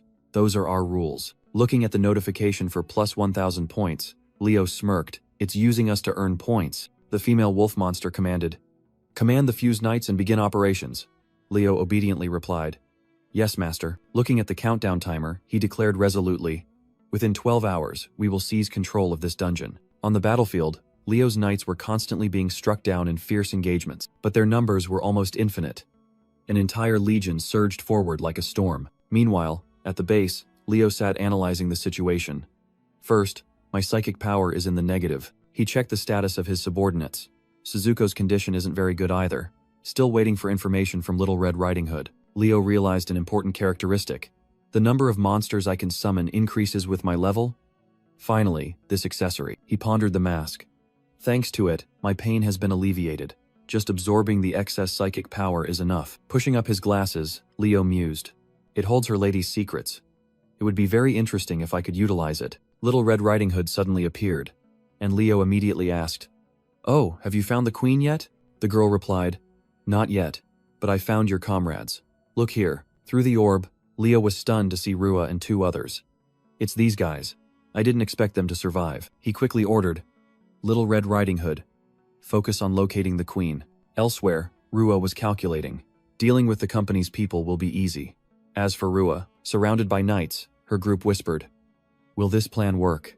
Trust me." Rua smiled confidently, outlining the plan. "We'll pretend to be captured, infiltrate, and directly take down the monster's boss." The sound of high heels echoed as a powerful stranger entered the lair. Between 2 rows of bowing knights, Amike Leo advanced calmly like a king. He gently touched his mask, a mysterious smile gracing his lips. Removing the covering, Leo proudly greeted, "Good afternoon, everyone." Witnessing the scene, Rua's group was stunned. Their plan had been shattered. "I have business with that woman," Leo declared. "I want to speak with her alone." "Himajin-san," the bespectacled teammate shouted. "Hey, you, please explain." Now that only 2 remained, Leo looked at Rua, who was tied to a chair. "So you want to talk? You're looking for Suzuko too, aren't you?" Leo exposed, but Rua just sneered. "Who's Suzuko? Are you lumping me in with those monsters?" Putting his mask back on, his eyes glowing, Leo asserted, "I have the ability to see through the hearts of monsters." "So what?" Rua snapped, her confusion undeniable. "What does that have to do with anything?" "You carry the soul of a monster," Leo provoked, causing a surge of crimson dark energy to erupt from Rua. He calmly adjusted his glasses. "I am now Suzuko's father, and yet you dare lay a hand on me? Without me, you won't find Suzuko." Leo offered an undeniable proposition. "Both of you are wanted targets." "I'll destroy anyone who hurts her," Rua roared, grabbing Leo's collar. But he only coldly asked, "Really?" Leo reminded her. "In this human body, you might not even be able to defeat me." "Damn it." Rua clutched her head helplessly. "If I were in my true body, I would have taken you down with one blow." Leo held out another mask, emanating a green light. "If you understand your position, follow my words. Intervene if there's a problem." "Do you trust me?" "I could kill you," Leo provoked, but Rua merely retorted. "Kill me?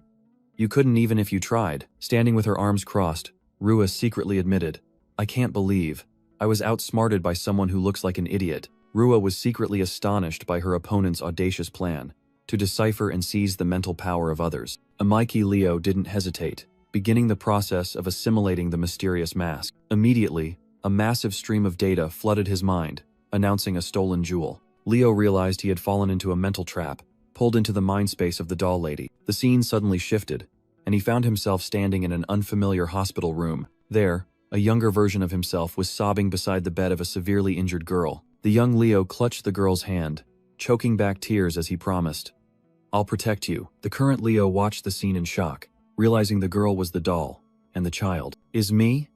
The young Leo in the memory cried and asserted, "Teacher will definitely cure you." A voice echoed from behind Leo.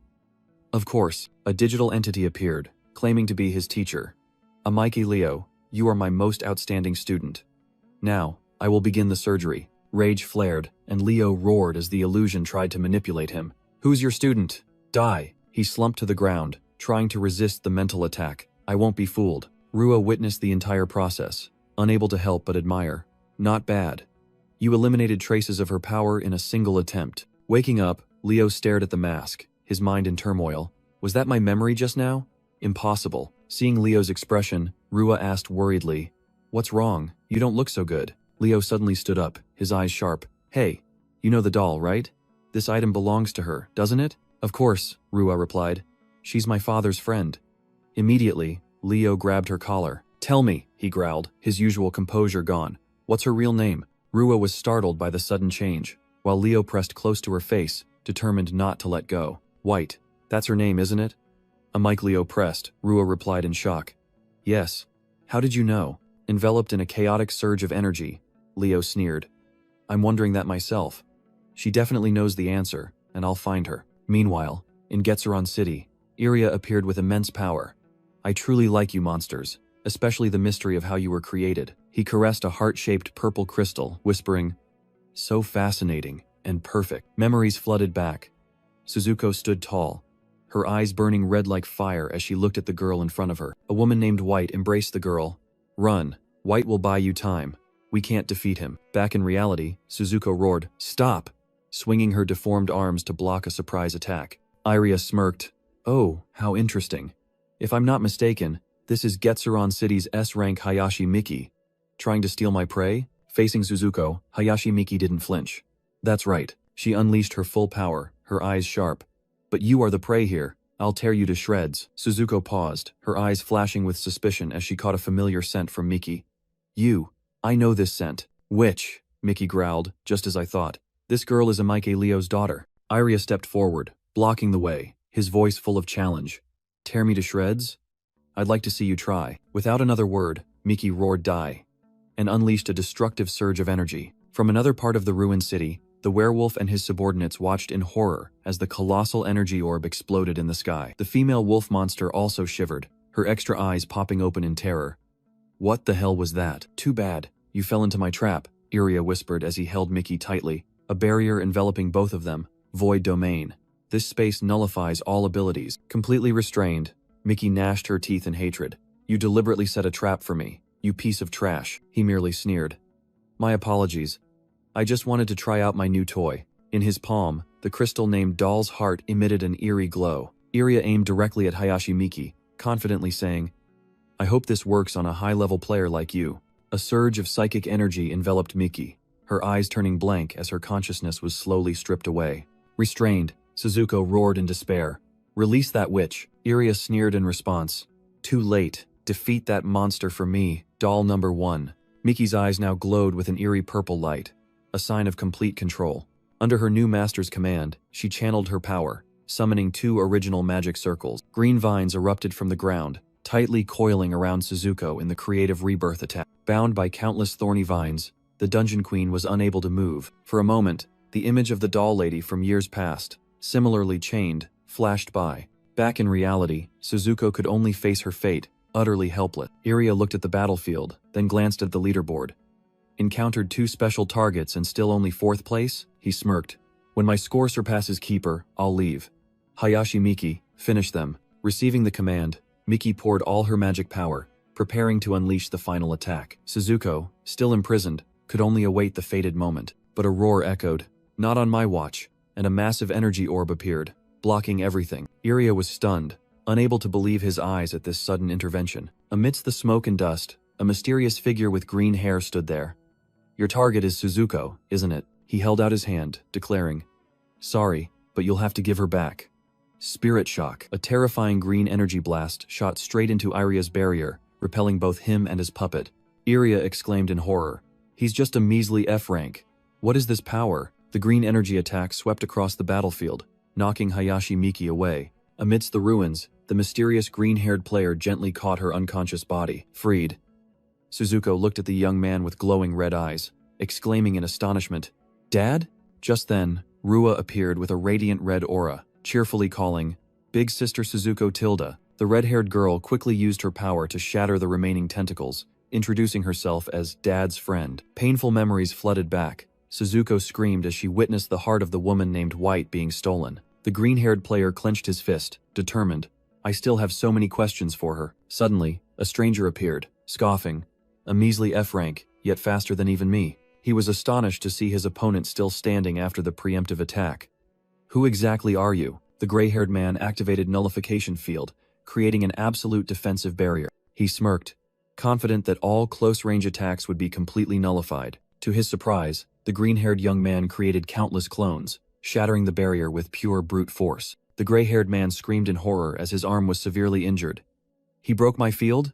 Giving his opponent no time to recover, the green-haired player struck a thunderous blow from above. From afar, Iria smiled mysteriously, revealing the identity of the defeated foe. S-rank master, Luxter. He stepped forward, mocking the fallen Luxter.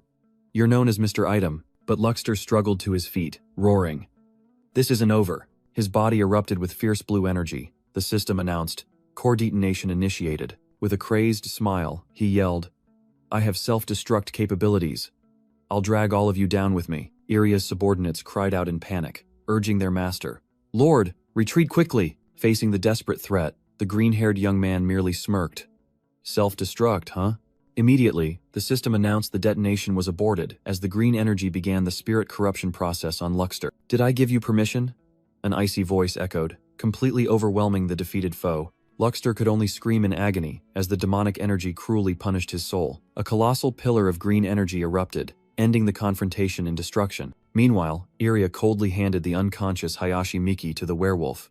Werewolf, she's yours. He looked at the purple crystal in his hand, whispering to Suzuko's memory. It's all right.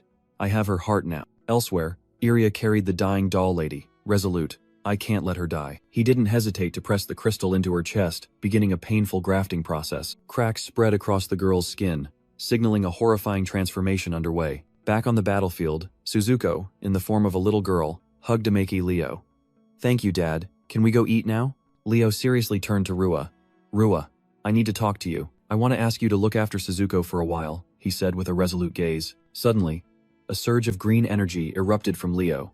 Rua watched in horror as he was consumed by his own power. The system announced his spirit corruption level had soared to 50, simultaneously revealing the Blood Hunt event leaderboard. The limited time event officially ended, and the entire dungeon space began to shatter into glowing red fragments. Amidst the chaos, the final announcement echoed, Winner, Keeper, congratulations. A blue vortex appeared in the sky, signaling the completion of the limited time event and the start of data collection. The werewolf looked up at the data blocks regenerating the world, muttering, the dungeon is being restored. His knight army stood silently, watching the ruined space gradually return to normal. Amidst the data fragments, a blonde woman named White lay slumped, her body slowly fading away. Rua rushed to support her, exclaiming in shock, White and Suzuko. She was stunned to realize that all these people shared a mysterious connection. Meanwhile, in another part of the city, Suzuko, in the form of a little girl, was with a strange man, wondering, could it be he's really connected to Dad? From above, another group of players spotted them. A brown-haired guy sneered, Look, it's those dungeon brats. Good riddance. He and his companions revealed their intentions, declaring, We are profiteering fishermen. It's time to collect our spoils. A blazing red magic circle activated, firing a destructive energy beam straight down. Facing the danger, Suzuko gently put a mask on the man. This is your mask. Is it better now? Sensing the deadly power, Rua, from a distance, was also startled and terrified. Immediately, Suzuko's mouth distorted, revealing the sharp fangs of a demon. The little girl transformed into a black-haired monster with countless arms, roaring furiously. Get out of my way! Witnessing the horrifying sight, Rua could only scream in despair. Sister? The attackers froze. Huh? It's a monster. I thought the dungeon had been cleared? A crimson pillar of energy from the monster Suzuko descended, blowing away the ground. In another blonde form, Suzuko screamed in her mind, Dad's hurt again. I'll take care of Dad. But then, she screamed in pain as a powerful beam of holy light attacked her fiercely. An army of priests suddenly appeared, shouting in unison, Attack! The commander raised his staff, ordering, Attack it with full force. We must hold out until the Saintess arrives. The monster Suzuko was completely engulfed in the explosion of divine light. In a completely different place, a woman with insect antennae lay on a bed, her eyes full of hidden meaning. A black-haired young man blushed, reluctantly responding to someone. Meanwhile, the priest commander bowed and reported, Saintess. A woman cloaked in a white robe smiled, grasping the deformed creature in her hand. As expected, I've found Suzuko. Amidst the hazy space, a familiar voice echoed, calling out Leo. Amike Leo slowly opened his eyes, trying to make out the figure calling him. A blonde girl rushed to hug him, overjoyed. Thank goodness, you're okay. Leo pushed her away in shock, his mind blank. What the? You are. The girl anxiously introduced herself, hoping he would remember. It's me, White. Leo pressed his forehead against hers, his face a mix of concern and confusion. Do you have a fever? Do you want to rest for a bit? He awkwardly pulled his hand back, patting White's head.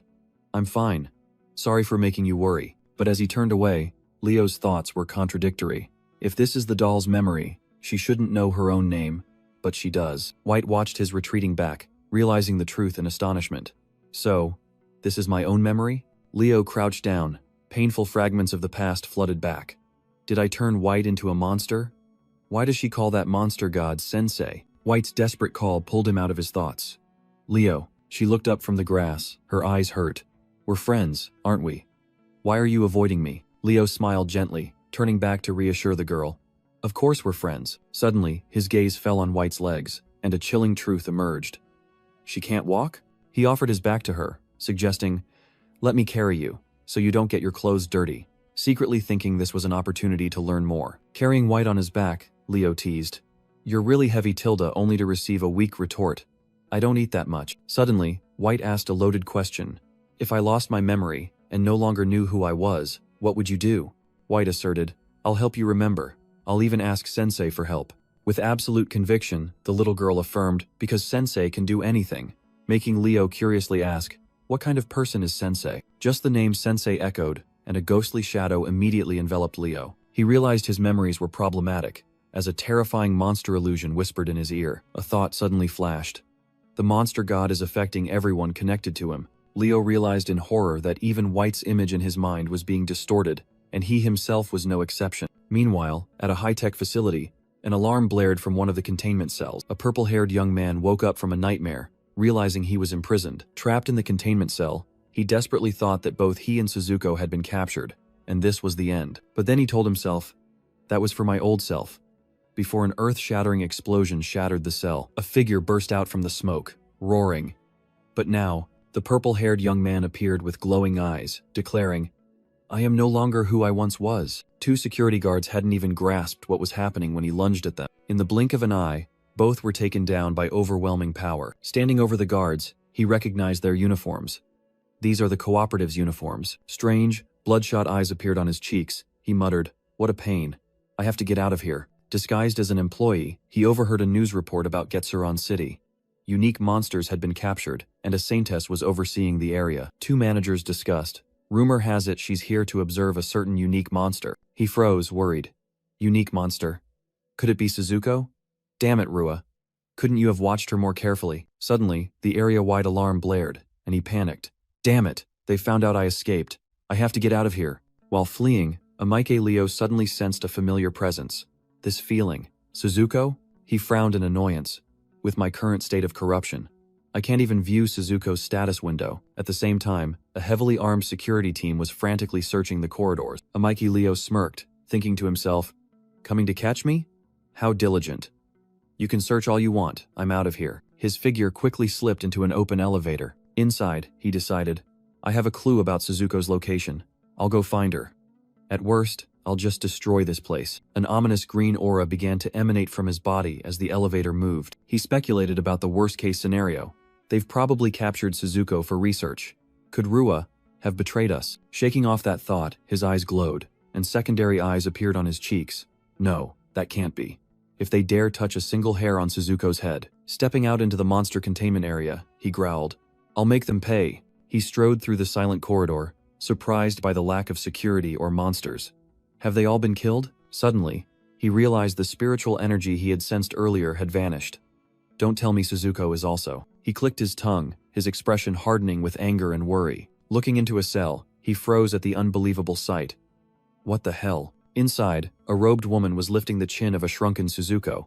Huh? Suzuko? Amike Leo's entire body turned to stone, his face contorted in extreme horror. Through the glass, he helplessly watched the saintess enticing Suzuko with food. She's luring her with tasty treats. Suzuko obediently ate the food she was given, looking completely harmless. But then she looked up sharply, recognized a familiar face, and joyfully called out, Dad? Suzuko suddenly rushed towards Amike Leo, who was taken aback. She hugged him tightly, joyfully shouting, Dad! Just then, the rapid footsteps of the security team echoed. Heavily armed forces quickly swarmed into the corridor. They immediately surrounded the two. Amike Leo, thinking to himself, so that's it. He coldly realized, it's a trap, huh? From the end of the corridor, a sarcastic voice spoke. What a touching reunion. The saintess stepped out, assessing. You seem to possess incredible power, able to tame even an A-rank monster. Amike Leo smirked in response. You flatter me. While Suzuko innocently asked, Dad? The saintess smiled and ordered, come here. I have a few things I want to ask you. Well, you don't have the right to refuse anyway, she added. But he only replied with a challenging question. Is that so? She was one of the 5 saints, humanity's ultimate weapon chosen by the world after the Heaven's Descent event. He deduced that their purpose in capturing Suzuko must be to find the whereabouts of the monster god. In another room, he sat opposite her, asking directly, Saintess, what exactly do you want? The saintess replied with a relaxed expression. Oh, don't look at me like that. We're just going to talk a little. She turned to entice. Suzuko, there's delicious food in the other room. Go on over. And the girl obediently complied. But before leaving, Suzuko suddenly stopped, pulled up her shirt to reveal a giant mouth on her stomach. Wait. Before that, Amiki Leo froze, realizing a horrifying truth. It's obeying the saintess's command. He looked at her with a bewildered gaze, wondering, what exactly is it? The saintess smiled powerfully, reassuring him, I won't eat you.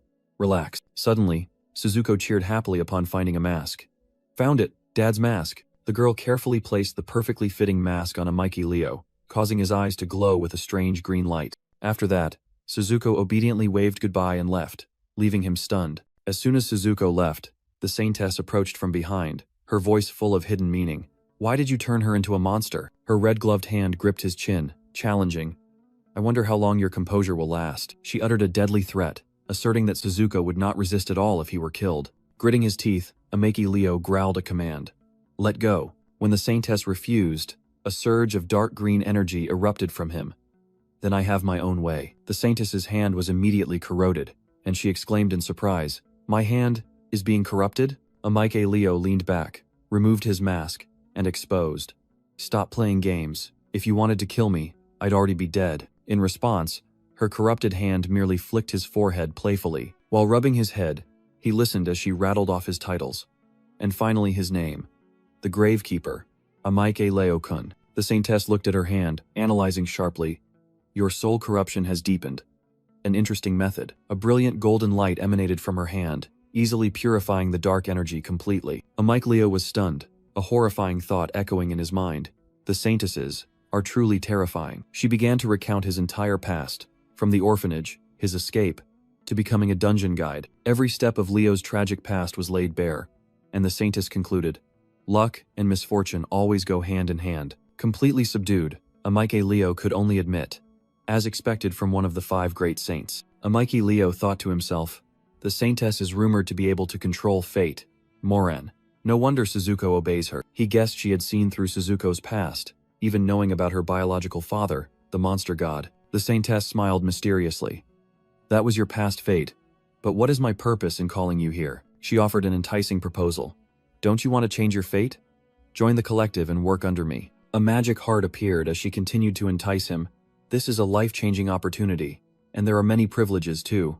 Amiki Leo coldly replied, I'll pass.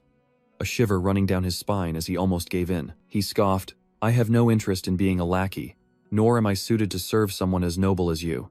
Moran raised an eyebrow, playing her trump card. Why refuse? Don't you want to know how to remove soul corruption? Leo paused for a moment.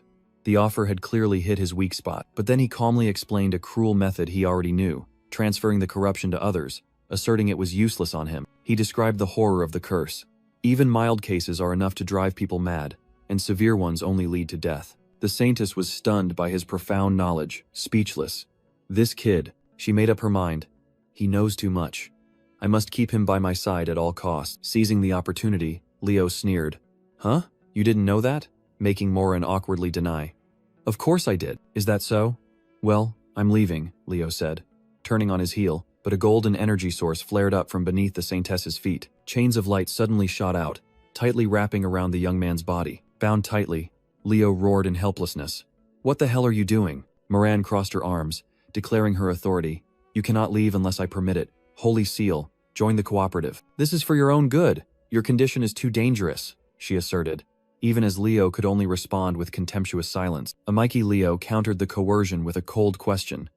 And, what if I don't want to?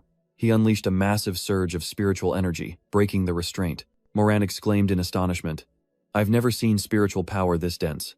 His control is truly remarkable, Amiki Leo smirked, admitting, well, it hurts like hell. Then he raised his hand, and an army of robots appeared from thin air. All right, shall we begin? Moran didn't flinch. Instead, she was amused. Summoning. No, these are real monsters. You're getting more interesting. Amike Leo. She raised a finger, proposing a ceasefire. Calm down. I don't want to fight. Instead, let's make a deal. Amike Leo looked interested. Oh? A deal, huh?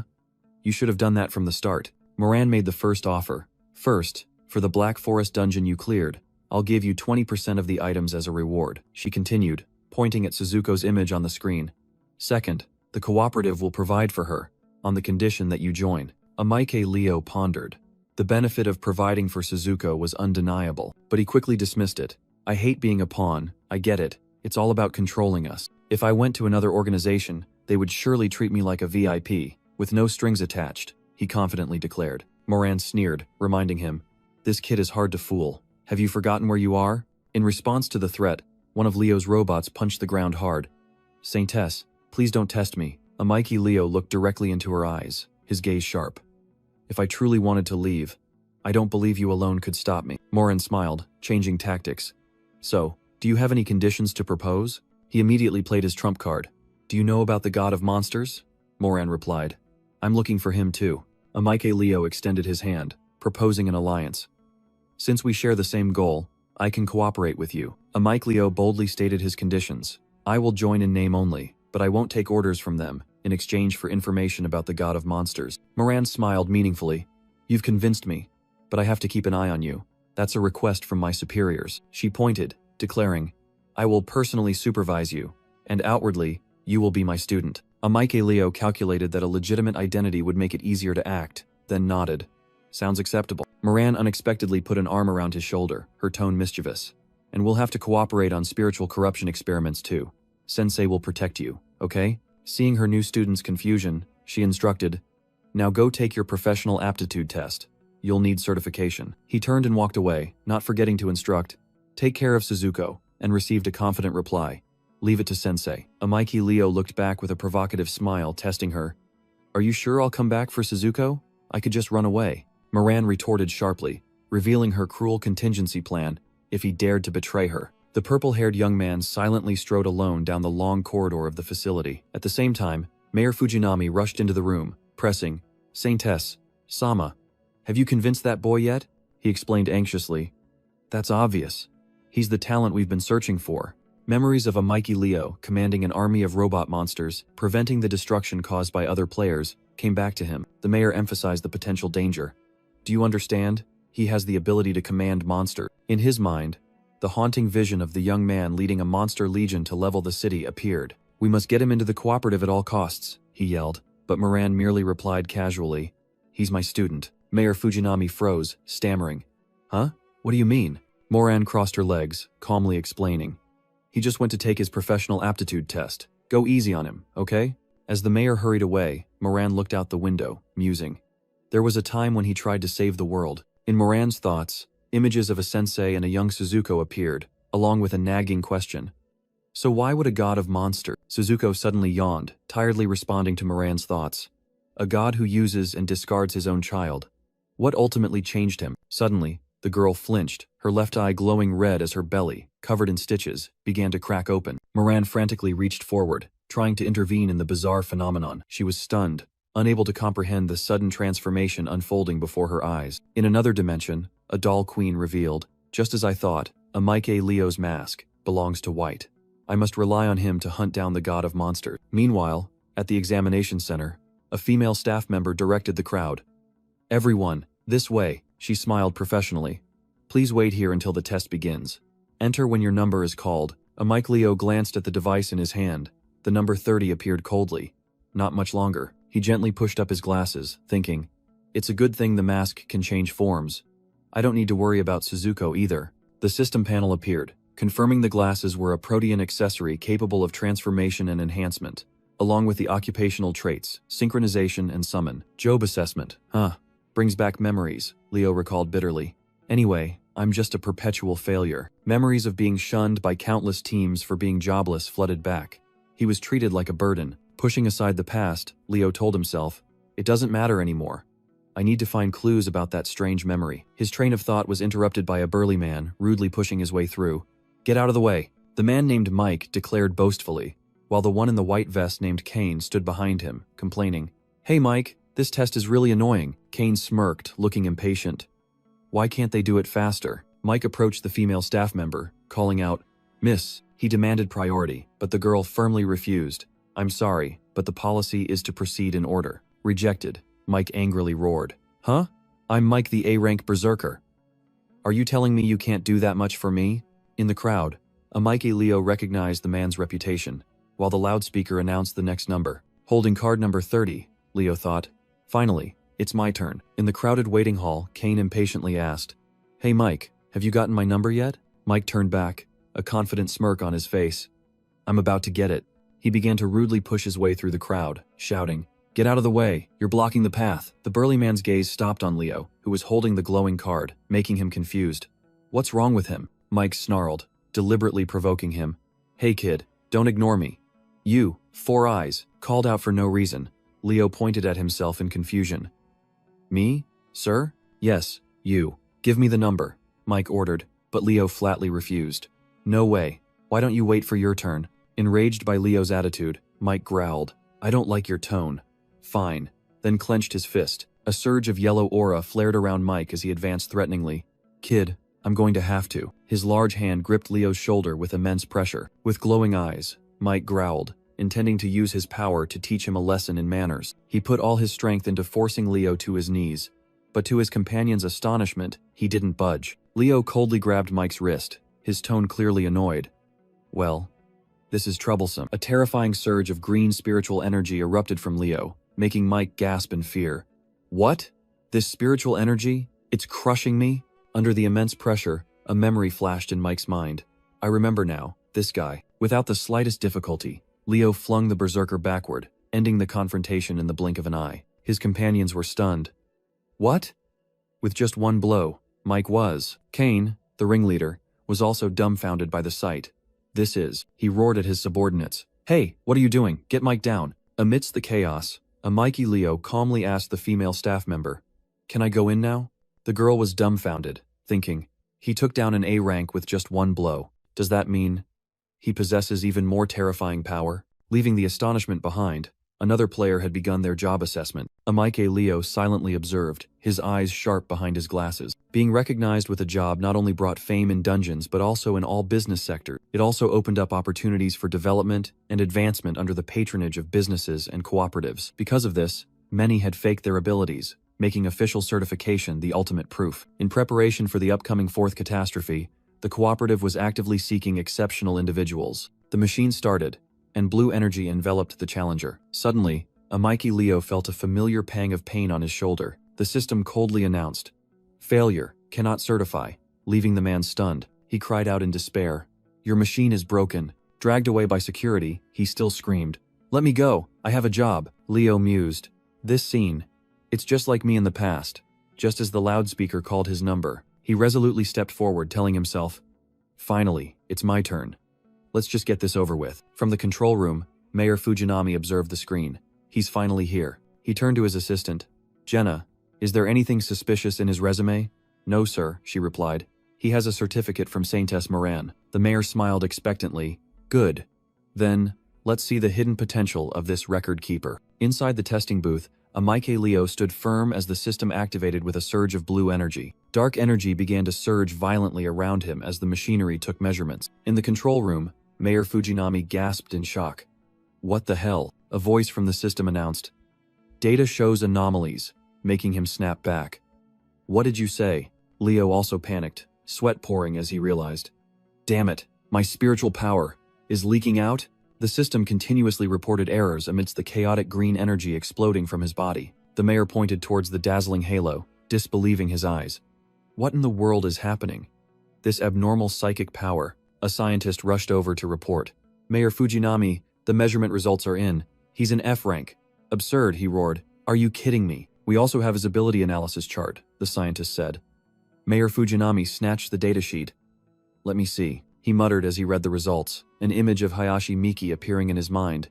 Exactly like Hayashi Miki, a unique profession, uncontrollable psychic power, and even the ability to control monsters. The results showed a paradox. The owner of a unique profession, F rank, yet all stats were abnormal. and psychic power was infinite. Mayor Fujinami turned to his assistant and asked, "Among the registered professions, what is the limit for monster summoning?" "An immortal mage can summon about a dozen," Jenna replied. She further explained with an illustration. "However, immortal monsters can only follow simple commands. It's difficult to control them completely. There are also summoners and beast tamers, but their growth rate is very slow. So, according to you," he asked, "who can control an A-rank boss like Suzuko?" Jenna mused. "Currently, I can only think of one person, Hayashi Miki, S+ rank. Suzuko's power is immeasurable," she concluded. "But it is a monster that has attracted the attention of a saint." In the control room, Mayor Fujinami mused. "Someone who can tame monsters. It makes sense for her to take him as a disciple." Assistant Jenna, confused, suggested, "Should we remeasure? Or just record him as F rank?" "Remeasuring is useless," Fujinami stated decisively. "Using my authority, record him as X rank," he explained to the astonished female assistant. "That is the designation for unique, unpredictable monsters, and he is precisely such an entity." The mayor broke out in a cold sweat as he listed. Summoning and controlling monsters, changing appearance, and even harboring a boss monster. Who would believe such a person is human? Meanwhile, Aniclimax wondered about the black streaks on the floor. Remnants of corrupting power? Can I erase them? He breathed a sigh of relief as the green energy easily cleaned the stains. Phew, no need to pay for damages. Immediately, hurried footsteps echoed. A team in yellow hazmat suits entered and surrounded Aniclimax. A team member announced, "Mr. Amiki, you may withdraw. We will handle the cleanup." "All right," Leo replied, thinking to himself. It's like they're cleaning up a crime scene or disinfecting a virus. He uncomfortably adjusted his glasses. Being treated like a source of infection is terrible. Whatever. I'll go wait for the results. In another corner, Mike, his arm still bandaged, warned, "Kane, that kid is no pushover. He doesn't even fear you." Kane nervously asked back, "So, what are you going to do?" With a sinister grin, Mike growled, "Ambush him." He recalled the terrifying scene. He can summon and control an entire horde of monsters. This kind of ability is extremely rare. But now he's alone. Mike pointed out the opportunity. "If we want to make a move, now's the time." Kane nodded decisively.